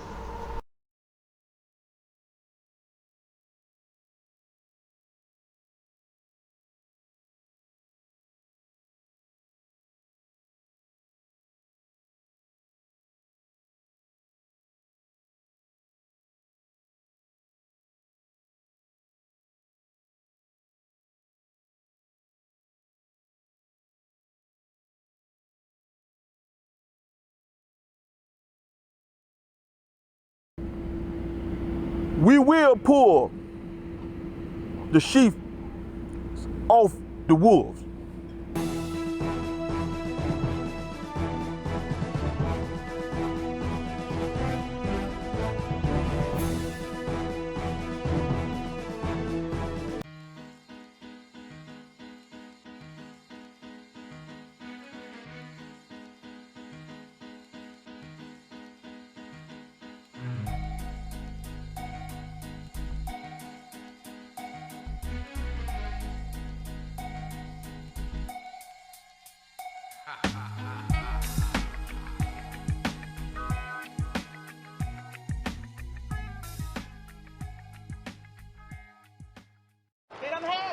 It's the way the investigation is being conducted is the point. Covering up, Coroner's office not being notified for hours later. Reports that the body's been moved. Reports that there's blood on the wall. I can keep going on and on. Have they found his clothes yet? No. They got him. Did. We got what we wanted. We got the attention that we wanted. Part of the problem the family had with the sheriff's department was the way they actually investigated the crime. Or rather, the way they didn't investigate. The coroner even said that if y'all unrolled him, why did y'all re-roll him up again in the mat?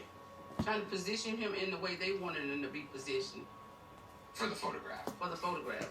But you're gonna always miss something. Coroner Bill Watson was called to the scene 5 hours after detectives had arrived, although Georgia law requires investigators to call the coroner as soon as a body is found. The body had been moved. The scene, in my opinion, had been compromised. It's a very time-consuming process to basically work your way from the outside in. Once our investigators got to the deceased, the coroner was contacted immediately. We also received an email from him a few days after our interview on camera.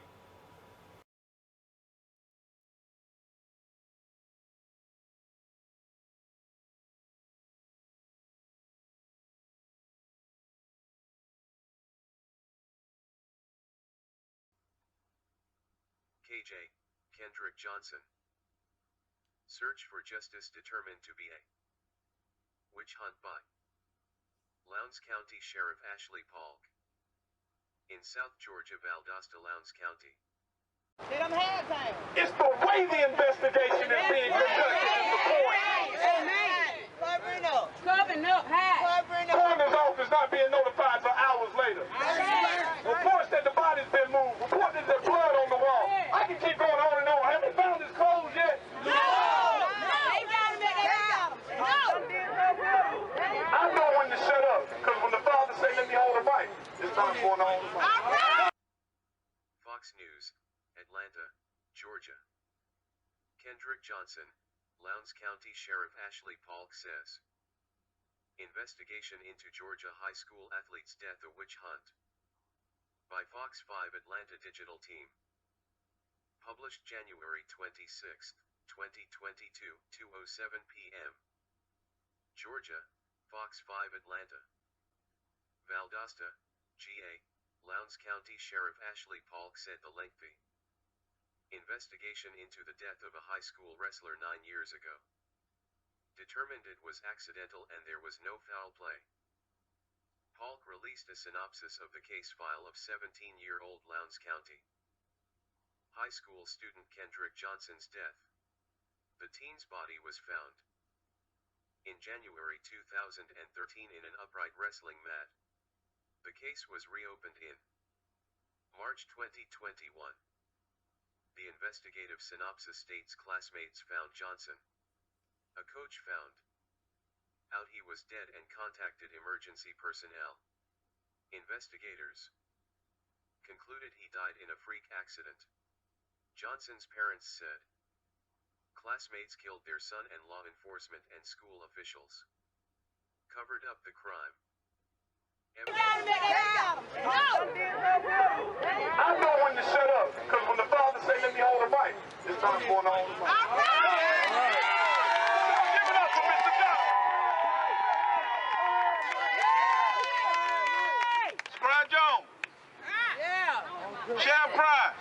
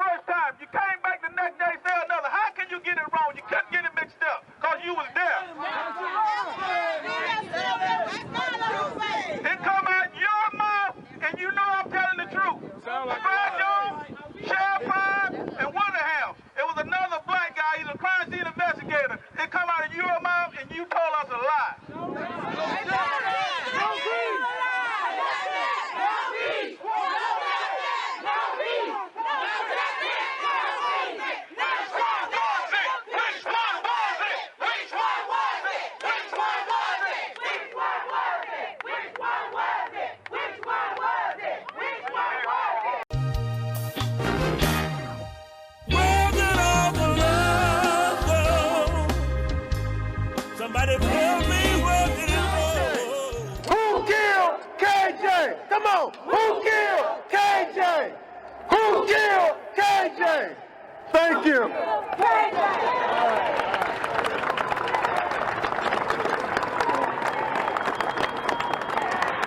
Today makes 11 months my son was found at Lowndes High School, rolled up in a mat. I was at that school the day they found my son. They treated us like nobody from day one. They're still treating us like nobody. But we declare that we're here to stay. We ain't going nowhere. They want us to leave, and when we leave, it's gonna be when they give us justice for my son. We want to thank everyone for coming out, supporting our family. But I want to know, they're known to use us and tear down our character. But Kendrick, that they can't do. Amen. Kendrick was at school where he was supposed to be. Amen. And out of 3,000 students, plus teachers, plus a school with resource officers at the school. Yes. How in the world can a student go missing during school and be murdered at school? My. As you all know, his organs was missing. But let me tell you a little bit about that. It's from the top of his head to his pelvis was missing. Yeah, the brain, his windpipe, his tongue, his heart, and everything else inside of his body was missing. My Lord. So I want the justice system to tell me, how is it that all of that is going on with his body, someone is not charged with something? Amen. It can't be. My God. Cannot be. You mean to tell me, from the time he was last seen on that surveillance camera, within 15 or 20 minutes, he gonna cut off all of his fingernails till they start to bleed. He gonna scroll his photos around the gym. He gonna throw the shoe over inside the mat and say, I think I'll go over there and get it now. So how does one shoe inside the mat and the other one's away from the mat? And then he gets inside the mat, gets stuck, and then I guess the pair of shoes that he had on his feet, he kicks them off. Makes no sense. How can that be? It's a lie. It's a lie. And other than that, the clothes that he had, what he dressed out in, how's the data missing? From the clothes he had on, from where they took him to make him to the crime lab, how come that they are missing? So out of all this stuff that's going on, why isn't someone arrested for something? Amen. How long? So is it the whole system in together? Because it ain't no way in the world that y'all don't see something. Thank you. KJ! Who killed KJ? Come on! Who killed KJ? Who killed KJ? Thank you. KJ! All right.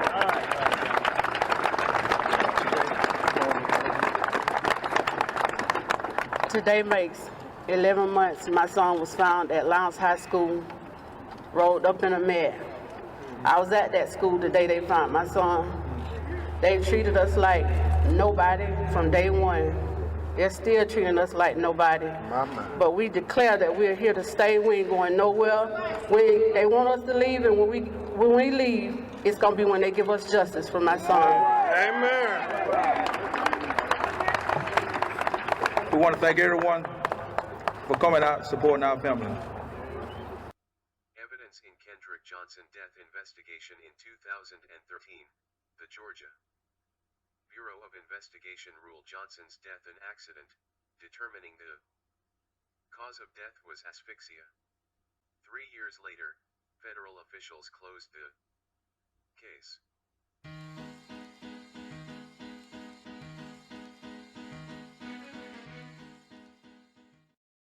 As a scientist, you want to remove as many extraneous biases as possible, so you can keep it as objective as possible. Yeah. And you got to always recognize that the bias might be there, but you got to be, you know, it's like in many medical examiners' offices now around the country, not many, I should say, at least some, who recognize the fact that the pathologist can be influenced by a bunch of detectives standing around at the autopsy telling him, you know, what happened and so forth. So in a number of medical examiners' offices, law enforcement is not allowed in when the medical examiner is doing the autopsy. And you get the information later, because you don't need that information when you're making your objective observations, and that eliminates bias. The medical examiner community in general has been extremely reluctant to recognize the presence of cognitive bias. That's unfortunate because I think some of them feel like they're another arm of law enforcement. They're not supposed to be. They're supposed to be independent medical analysis. Yeah. But as we said before, that always doesn't happen, and there can be economic ramifications for crossing law enforcement. That's a huge concern in how that process works, because that shouldn't be able to be played in, because of course if you're worried about taking care of your family, sometimes I think you would allow things to be one way instead of the way they should be. So did you ever talk to or hear about the fact that Kendrick's dad had gone and looked at the body and also felt that where it was being stored was a warmer environment? No, I didn't. We got the information that the coroner's refrigerator was not working, so it wasn't properly managed. Yeah, that's one of the things that his dad has stated repeatedly, is when he went to see the body, he thought it was so strange because it was warm. Like wherever he was being stored was warm and not cold. So he was surprised, you know, after watching movies and TV and that kind of stuff, that it wasn't cold like he had anticipated. Yeah, if they'd been properly handled, it would be probably a lot better preserved. But I think the area, as far as we're concerned, with the area we found, was actually not subject to very much decomposition and had been even better fixed because that area is perfused untouched by the embalming fluid, and that basically preserves that area. So the second autopsy was brought about because of a shoulder injury and trying to look a little bit more into that injury. Yes. And then were those second autopsy findings taken at all by the Lowndes County, or again, that was only with the DOJ ever? That occurred after the DOJ, the second autopsy, because it was quite a while between that and the first. And the other one was just to document whether or not there was. It really did not figure in the cause of death, but it did figure in that there may have been an altercation. What were you guys trying to accomplish by doing the second one, just to show that there might have been? Well, to look at the area. I mean, the question was it severe trauma and so forth? Okay. And when really, the first autopsy, we pretty much looked at the area and didn't think it was very significant. And with the second autopsy, I mean, we found that there was trauma, but it wasn't significant. It in itself wouldn't have done anything. But we still have the major cause of death, and that is the neck trauma. When we talked to Sheriff Paulk, he told us you had found different findings in the second one than you did the first, and it doesn't sound like that's the case at all. It just sounds like you looked further into it. We just looked at that one area. That was all we needed to do. We'd already dissected the whole area the first autopsy, so none of that was there. We took those tissues and sampled them. The sheriff has not ever communicated with me, so if he has any questions that need to be answered, you know, he has the opportunity to do that rather than just speculate as to what may or may not be the case. When I talked to him, I just assumed that he had spoken to you. That's why I was like, okay, I guess that's interesting that he feels like his first autopsy and his second autopsy contradicted each other. Well, again, that's diversion. It just seems that would be such an easy thing to do, to just call you, Zoom, whatever, send me some stuff over. What are we doing to investigate it if this isn't what we're doing? Like, I don't get that. Why wouldn't you go to the most obvious point and try to figure out what that means? Then what else are they doing? So the Sheriff Paulk got 17 boxes of evidence back from the DOJ. One of the things I promised to speak to this county was that I would look thoroughly into the KJ case and give them my opinion. And people would ask me during the campaign, said, was it an accident? Was it a murder? I said, I can't give you an opinion until I see every file on it. Of course, recently, you know, December of last year, federal government did release all their files to me, and of course they came with a, you know, an order that they were sealed, and I can't discuss any particulars in those files, but I'm taking their files, our files, any other criteria on the case, going through it with a fine-tooth comb. It's not going to be an easy process. I mean, there's 17 filing cabinet boxes, and 14 of them are printed material, and the rest is, you know, disc and towers, things like that.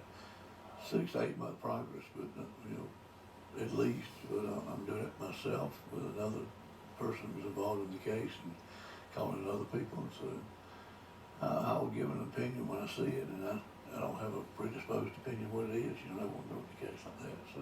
Do you think that at least your findings are in those boxes? I would think so. Do you think that since the case has been reopened, that information is going to be taken seriously? Well, I don't know. I've still not been contacted. I mean, the best way is to contact the person that did it, to get information and find out. I just want to break into the episode really quick and remind everybody to subscribe if you can. You can subscribe right on the website, ashestoashtv.com. That's spelled ASHESTOASHTV.com. That money just goes right back into helping us try to solve these cases, and believe me, every bit helps. So if you can subscribe, please do. If not, the show is always free. We do this to help get in tips and solve these cases.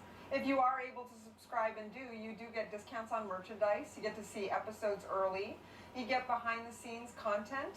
And you get to be part of our private Facebook subscriber group, which gives you a little more access to the crew if you have any questions. And last but not least, you get to see ad-free content. If you're unable to support the show financially, please just share this content. That helps a lot. It helps get more eyes on the show and gives us a better chance of solving these cases. And now, back to the episode. Do you have any confidence that this case will ever come to an acceptable conclusion? I really don't have an opinion one way or another on that. I don't know what they're going to do. All I do know is I've not been contacted yet. It's been, the first autopsy was done in 2013. Our autopsy was done in 2013. And I've yet to be contacted by anybody in Georgia. So the only times the officials have asked to communicate with you was through the DOJ? Correct. For that half-day meeting After that you the had? DOJ, yeah. Okay. And when you talked to the DOJ, did they seem pretty interested in asking questions? Yeah, but they were interested from the fact that I think they concluded this was not a civil rights violation, so it was not under federal jurisdiction, essentially.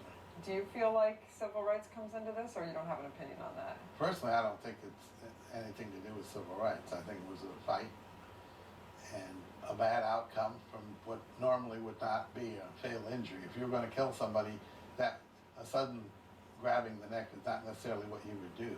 Yeah. But I think when it happened, then Kendrick, for some reasons, heart slowed to the point and it did not restart. Have you seen a lot of hemorrhage damage done to people in your career? Yeah, I've done about 9,000 autopsies now. Yeah, a lot of strangulations and a lot of blunt force to the neck and so forth. Yeah, a lot.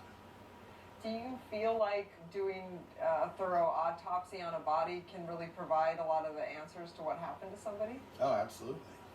And that's why we do it. That's why they have medical examiners finding the information for law enforcement to decide what they're going to pursue a case or not pursue a case. And the medical examiner decides if it's a homicide, accident, natural, suicide, whatever.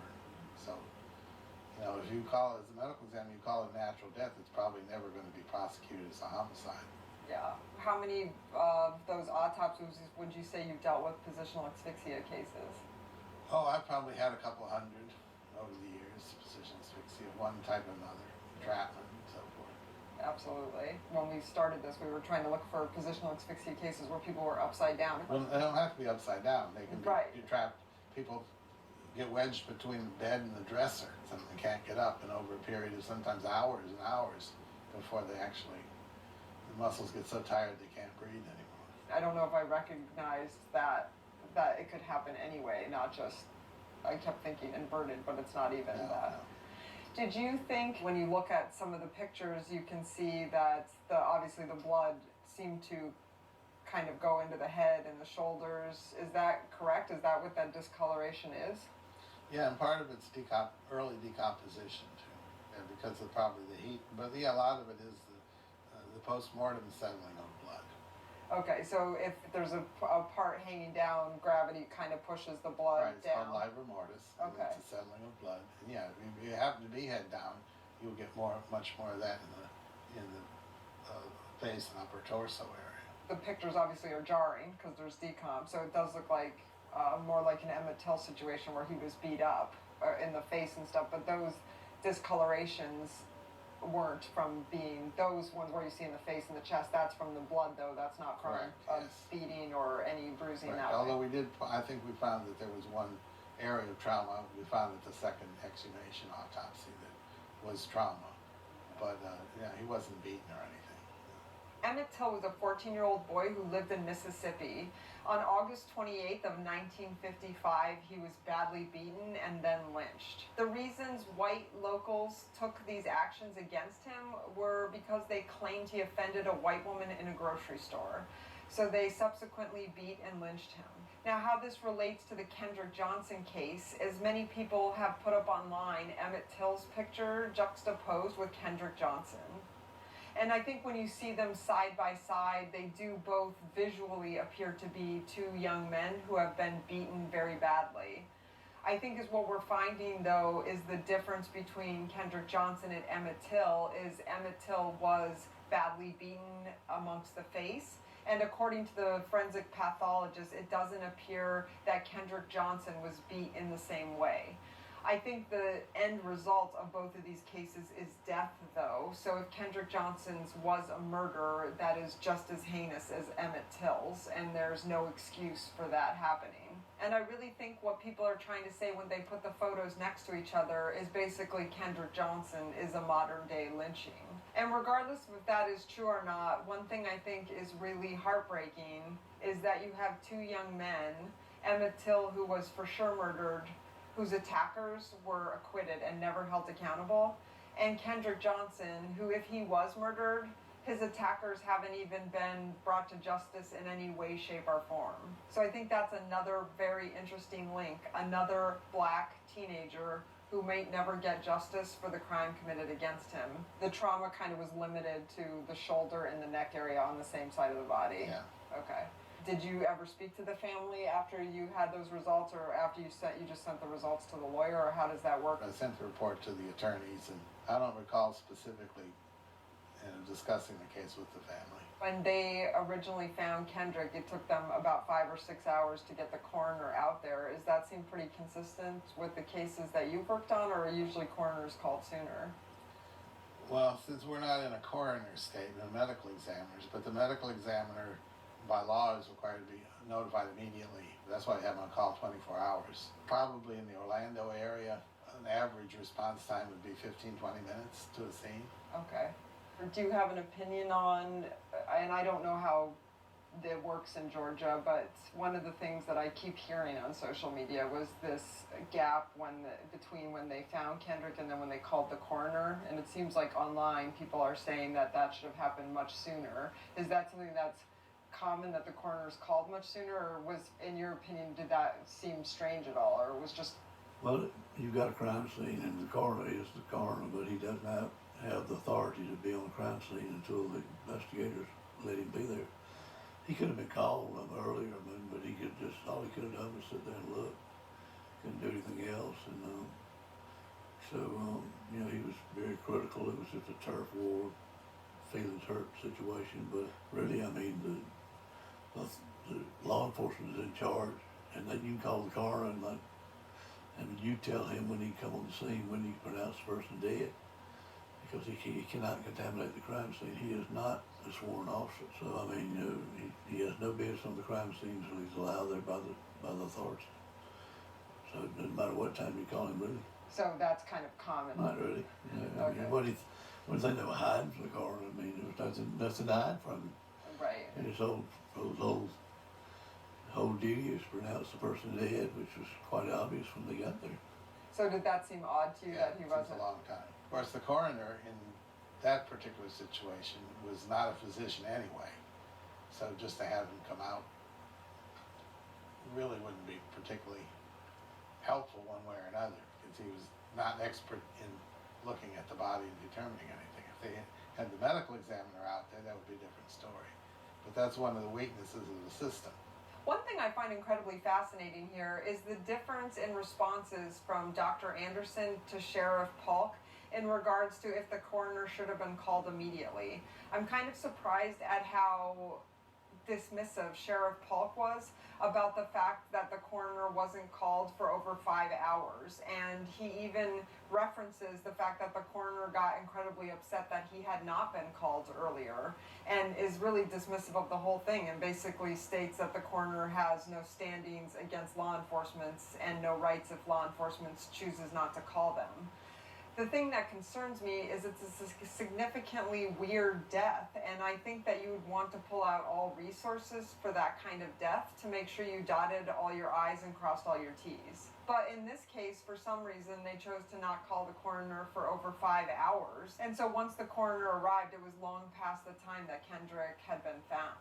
And I think that's really heartbreaking, because I think if anyone, just from a human standpoint, had a loved one that they lost in an incredibly strange circumstance that wasn't obvious just by just looking at it what had happened, I think you'd want to make sure that all the resources were used properly and to the best of their ability to find out what happened to your loved one. And in this case, it just doesn't seem like that occurred. Do you think that the autopsy or any of the findings would be any different if he had been kept in a refrigerated space for that time prior to that first one being done? Or does that not have too much of an impact because you can still find all the answers? Well, you probably can still find most of the, particularly the important things like the lung weight and so forth, probably didn't. But obviously it's always better if you have better preservation.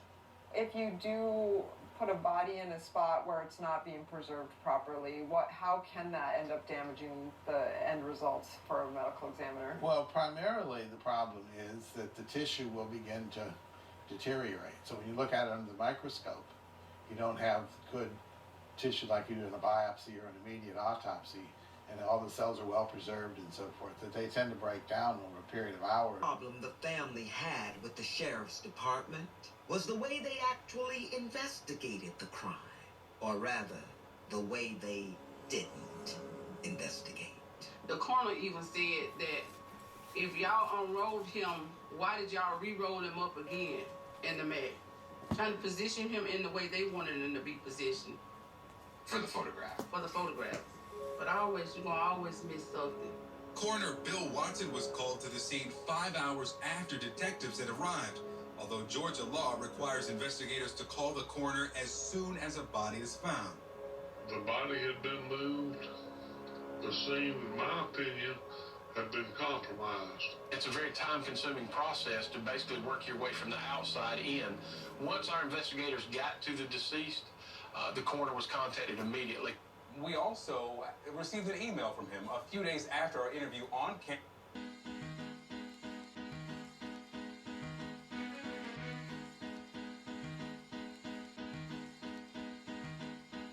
I do find it disturbing and unethical that this investigation seemed to turn into a witch hunt after the FBI told the United States Attorney for the Middle District of Georgia that they had found nothing criminal, and they consequently were closing the case. Paulk's statement said investigators learned wrestlers would occasionally store shoes inside wrestling mats, according to Paulk's synopsis. Illustrations in the investigative file show Johnson apparently reaching into a mat to retrieve shoes. His body was found with the head facing downward and feet visible from the top of the mat. Like I said, this is the first day, and I appreciate you all coming back. And when that time does come, be prepared. Be prepared. There will be more people. There will be more organizations involved. And as we told us police officers, this is just the first day. We're not being turned around. So I know it looks rough today. It looks a little rough. They pushed around grown women, an elderly woman. I almost wish I could go today. I hated seeing that. I don't know about y'all. I hated seeing that. Right. I'm trying to figure out why we ain't got men up there right now. So that's our next step. see how we really need to make this thing work. But like I said, ladies, I appreciate you all coming out. I know we got classes and to move forward. I'm not even supposed to be here right now, but my people come first. So thank you all. I will be in contact. What's your name? My name is DeAndre Jones. What? Okay, go ahead. I'm the previous president of the NAACP chapter at Valdosta State University. Hey, what just took place out here today? I watched that. I was recording, but I want you to give the people, not only here in Valdosta and Lowndes County, but across the nation, what just happened here? What we have today is 100 supporters supporting the family as they practice civil disobedience today at the steps of the courthouse. They blocked the entrance of the doors. The police showed a little bit of force. The father was the first one. The father of Kendrick Johnson was the first person to be arrested, and then followed 5 more family members. So right now, that is where we're at. That is what happened, and this is just the first day, as we told the police officers and the district attorney. Last night there was a meeting at Serenity Church. Was this the result of that meeting, or this something that you all have been planning for a long time? This is definitely something that we finalized last night. We have been thinking and trying to figure out what do we need to do, what can we do to let Valdosta and Lowndes County know that we are serious. So this is just the first step. We plan many more steps ahead. So please, anybody that's out there that's listening and watching, please show your support. Talk about it. Conversate. That's what we're trying to do right now. Start this conversation. There's a mother of a slain teenager that's going to jail overnight for standing in front of the courthouse. I say that again. There's a mother of a slain teen who had no support from the city who's going to jail tonight because for her son. Is this the same mother who stood on these steps during a press conference and were not allowed to see her son before they get ready?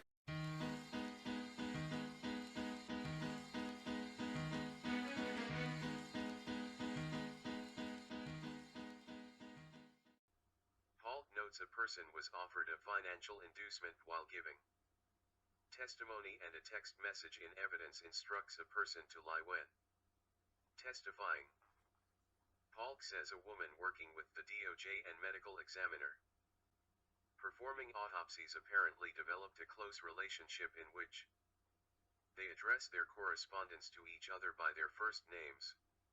An email contains a statement from the woman to a male counterpart that allegedly states, "I had to make him feel like a man so he would be open to talking."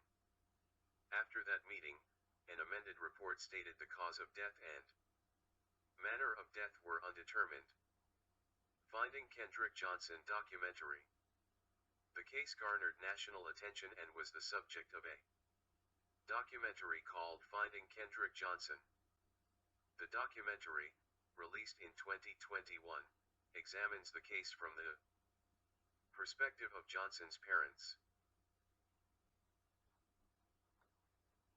Ready to take him off to the lab for autopsy. Is this the same mother that you're talking about here? This is true. Mrs. Johnson did not have an opportunity to see her son after the death, after he was found. So they had to specifically request that at the last minute, and finally it was granted, right? Yes, sir. And we also understand that there's a problem with the coroner and the way the whole case was handled. Is that correct? That is correct. I've been reading this in the newspaper, and so I guess the mother and father, so I guess they just can't take it no more. What is it? The parents are fed up. 15 weeks. It is exactly 15 weeks since the day they found Kendrick Johnson in that gym in Lowndes County High School. 15 weeks. Yes, the family is fed up. It does not take 15 weeks for an autopsy report. My final question to you. Do you think that the G.B.R. know how it's ripping and tearing this city apart down here, regardless of what the DA say about the lack of funds? Do they know what is happening, how it's tearing the heartbeat of this city and county apart? I do not believe the G.B.R. understands, just because, and I will give an example. We had a situation on Valdosta State University campus where a young lady was found dead. G.B.R. came in 2 weeks and handled that. It has been 15 weeks once again. No G.B.R. agents down here. No federal or even state investigation or any agency has been involved. Thank you very much.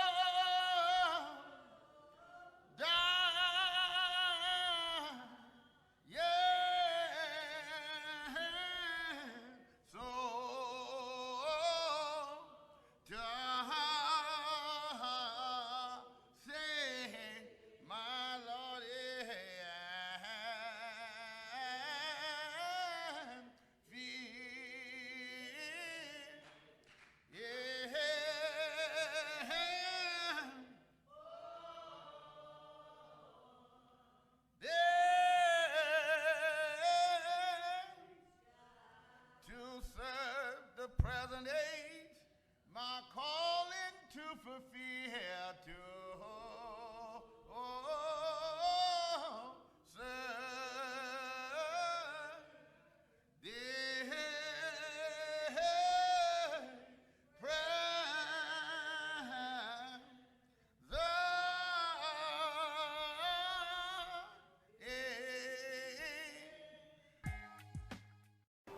Your child was murdered, and there's nothing else we can do about it. One thing we kept hearing over and over again was about this missing FBI report regarding the security tape hard drive and the blacked out footage. So we looked into finding that report to see if we could locate it, and we did. However, the report was heavily redacted. But then we were able to find the unredacted FBI report, and what we discovered blew us away. You see, in the redacted report, you can barely see any of the video frames. Most of the frames are blacked out, and the ones with KJ are barely recognizable. In the unredacted report, we were able to see all the video frames in full color. The report follows KJ, Brian, and Brandon's movement throughout the school for the entire day and records where they were. Not only is this further video evidence that the Bell boys were on campus when KJ went missing, we found something that the FBI clearly didn't want us to see. Let us put them side by side so you can see what we found. Here they are. Can you see something a little odd? Look closely. There appears to be a frame on both pages that matches. How could this be? What tipped us off is KJ's yellow folder. We were going through Brian's movements, and all of a sudden, KJ's folder appeared on screen. That's right. There's a frame on KJ's side and Brian's side that is identical. The boys are standing seemingly right next to each other in the hallway.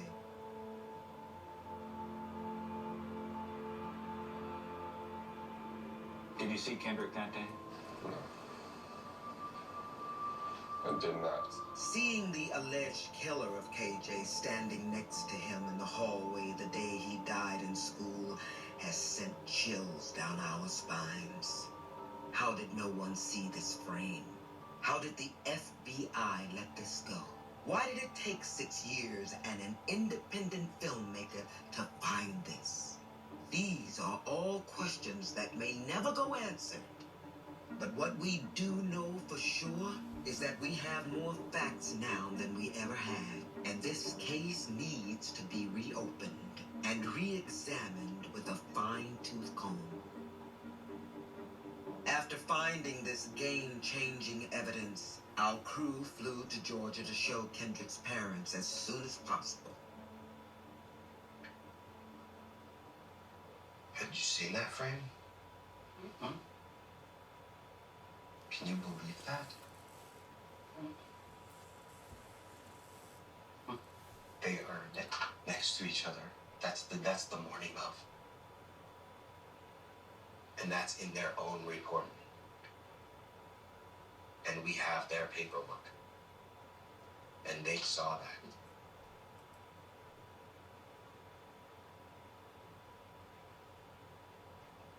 All the adults,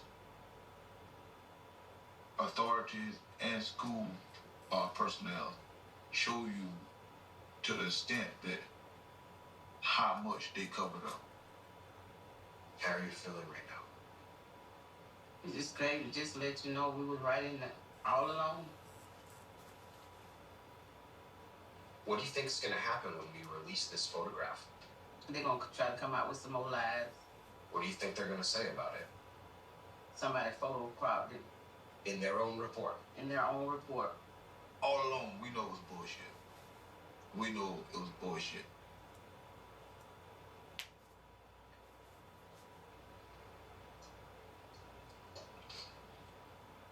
They pushed a real large social media campaign against us about Kenneth and Brian that never see each other on that day.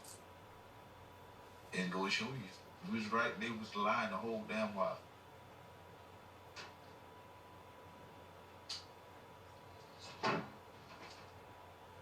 Yeah, that's what they done.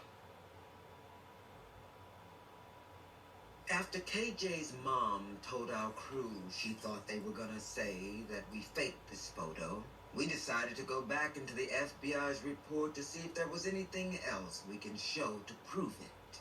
Lo and behold, the page after the photo was a grid the FBI wrote describing each picture. In their own words, they wrote, quote, KJ observed in covered walkway moving towards camera. Bell observed in same location at this time. So there you have it. The FBI not only included the photo of Brian and Kendrick in their report, they included a spreadsheet explaining the photos that back up exactly what we are seeing. KJ and Brian standing next to each other the morning this all happened. After showing our new evidence to the Johnson family, we flew to D.C. to get a third-party perspective on this FBI report from Mitch. KJ and Brian standing next to each other the morning this all happened.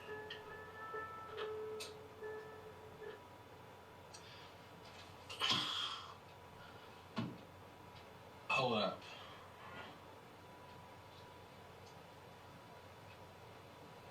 I'm stuck. I'm stuck because if the footage was there, and if the footage was there,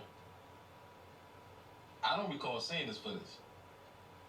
And I clearly remember going to the FBI office in Atlanta when I first got involved in the case.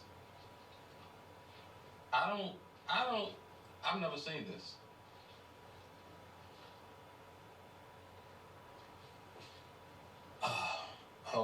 Wait.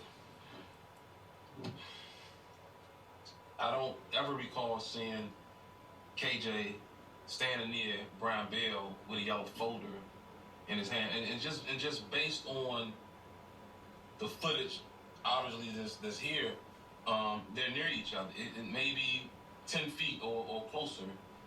I can see the public not saying certain things. I can see the family not saying certain things. But as an investigator, it bothers me because it's something that I should have seen. And why wasn't I given the opportunity to see this?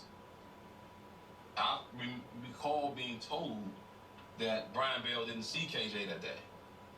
And it's obvious just by looking at this footage that came from wherever it came from that they had to have seen each other that day. And oh wow,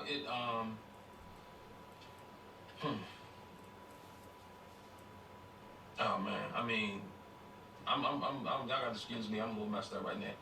To know that I'm seeing something now that I could not have seen back in 2015 when I was involved in the investigation, sort of kind of make me think that I wonder about some other things I did not see, or some other things that maybe I wasn't supposed to see. And when you're following the evidence and you're steered off in another direction and you miss evidence, then that most definitely is going to interfere with investigations.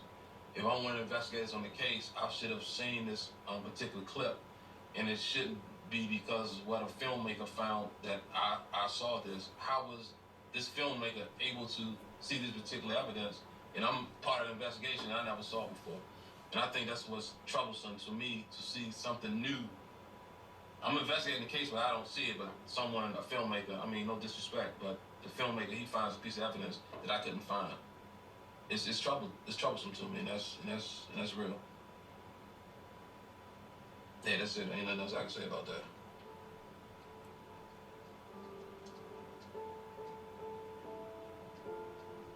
What do you think really happened? I think, honestly, I think it was a fight in the gym. I wouldn't say Brian by himself. I don't think he can beat him one-on-one. You know what I'm saying? I don't think he went right in the mat. I think the Mac was some shit that was done at the school hours, honestly. I think they jumped him. They jumped him, and they took it too far. When you look at the investigation, you flip the script, you ask yourself if one of the bellboys had died and Kendrick was the suspect, would the body parts be missing? Would the case have been ruled an accident? Would evidence have been missing? Would the timeline on the video take minutes or whatever, would that have been missing? Would an arrest not have been made? They'd have found them that night if he'd have been a white boy missing. And then they would have done something about it.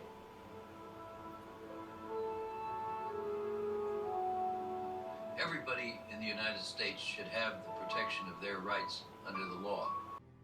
Roger B. Tawney, a Southerner, reads a decision that says that Dred Scott, as a black person, and black people generally, had never been, were not then, could never be citizens of the United States, and as such have no rights which white men are bound to respect.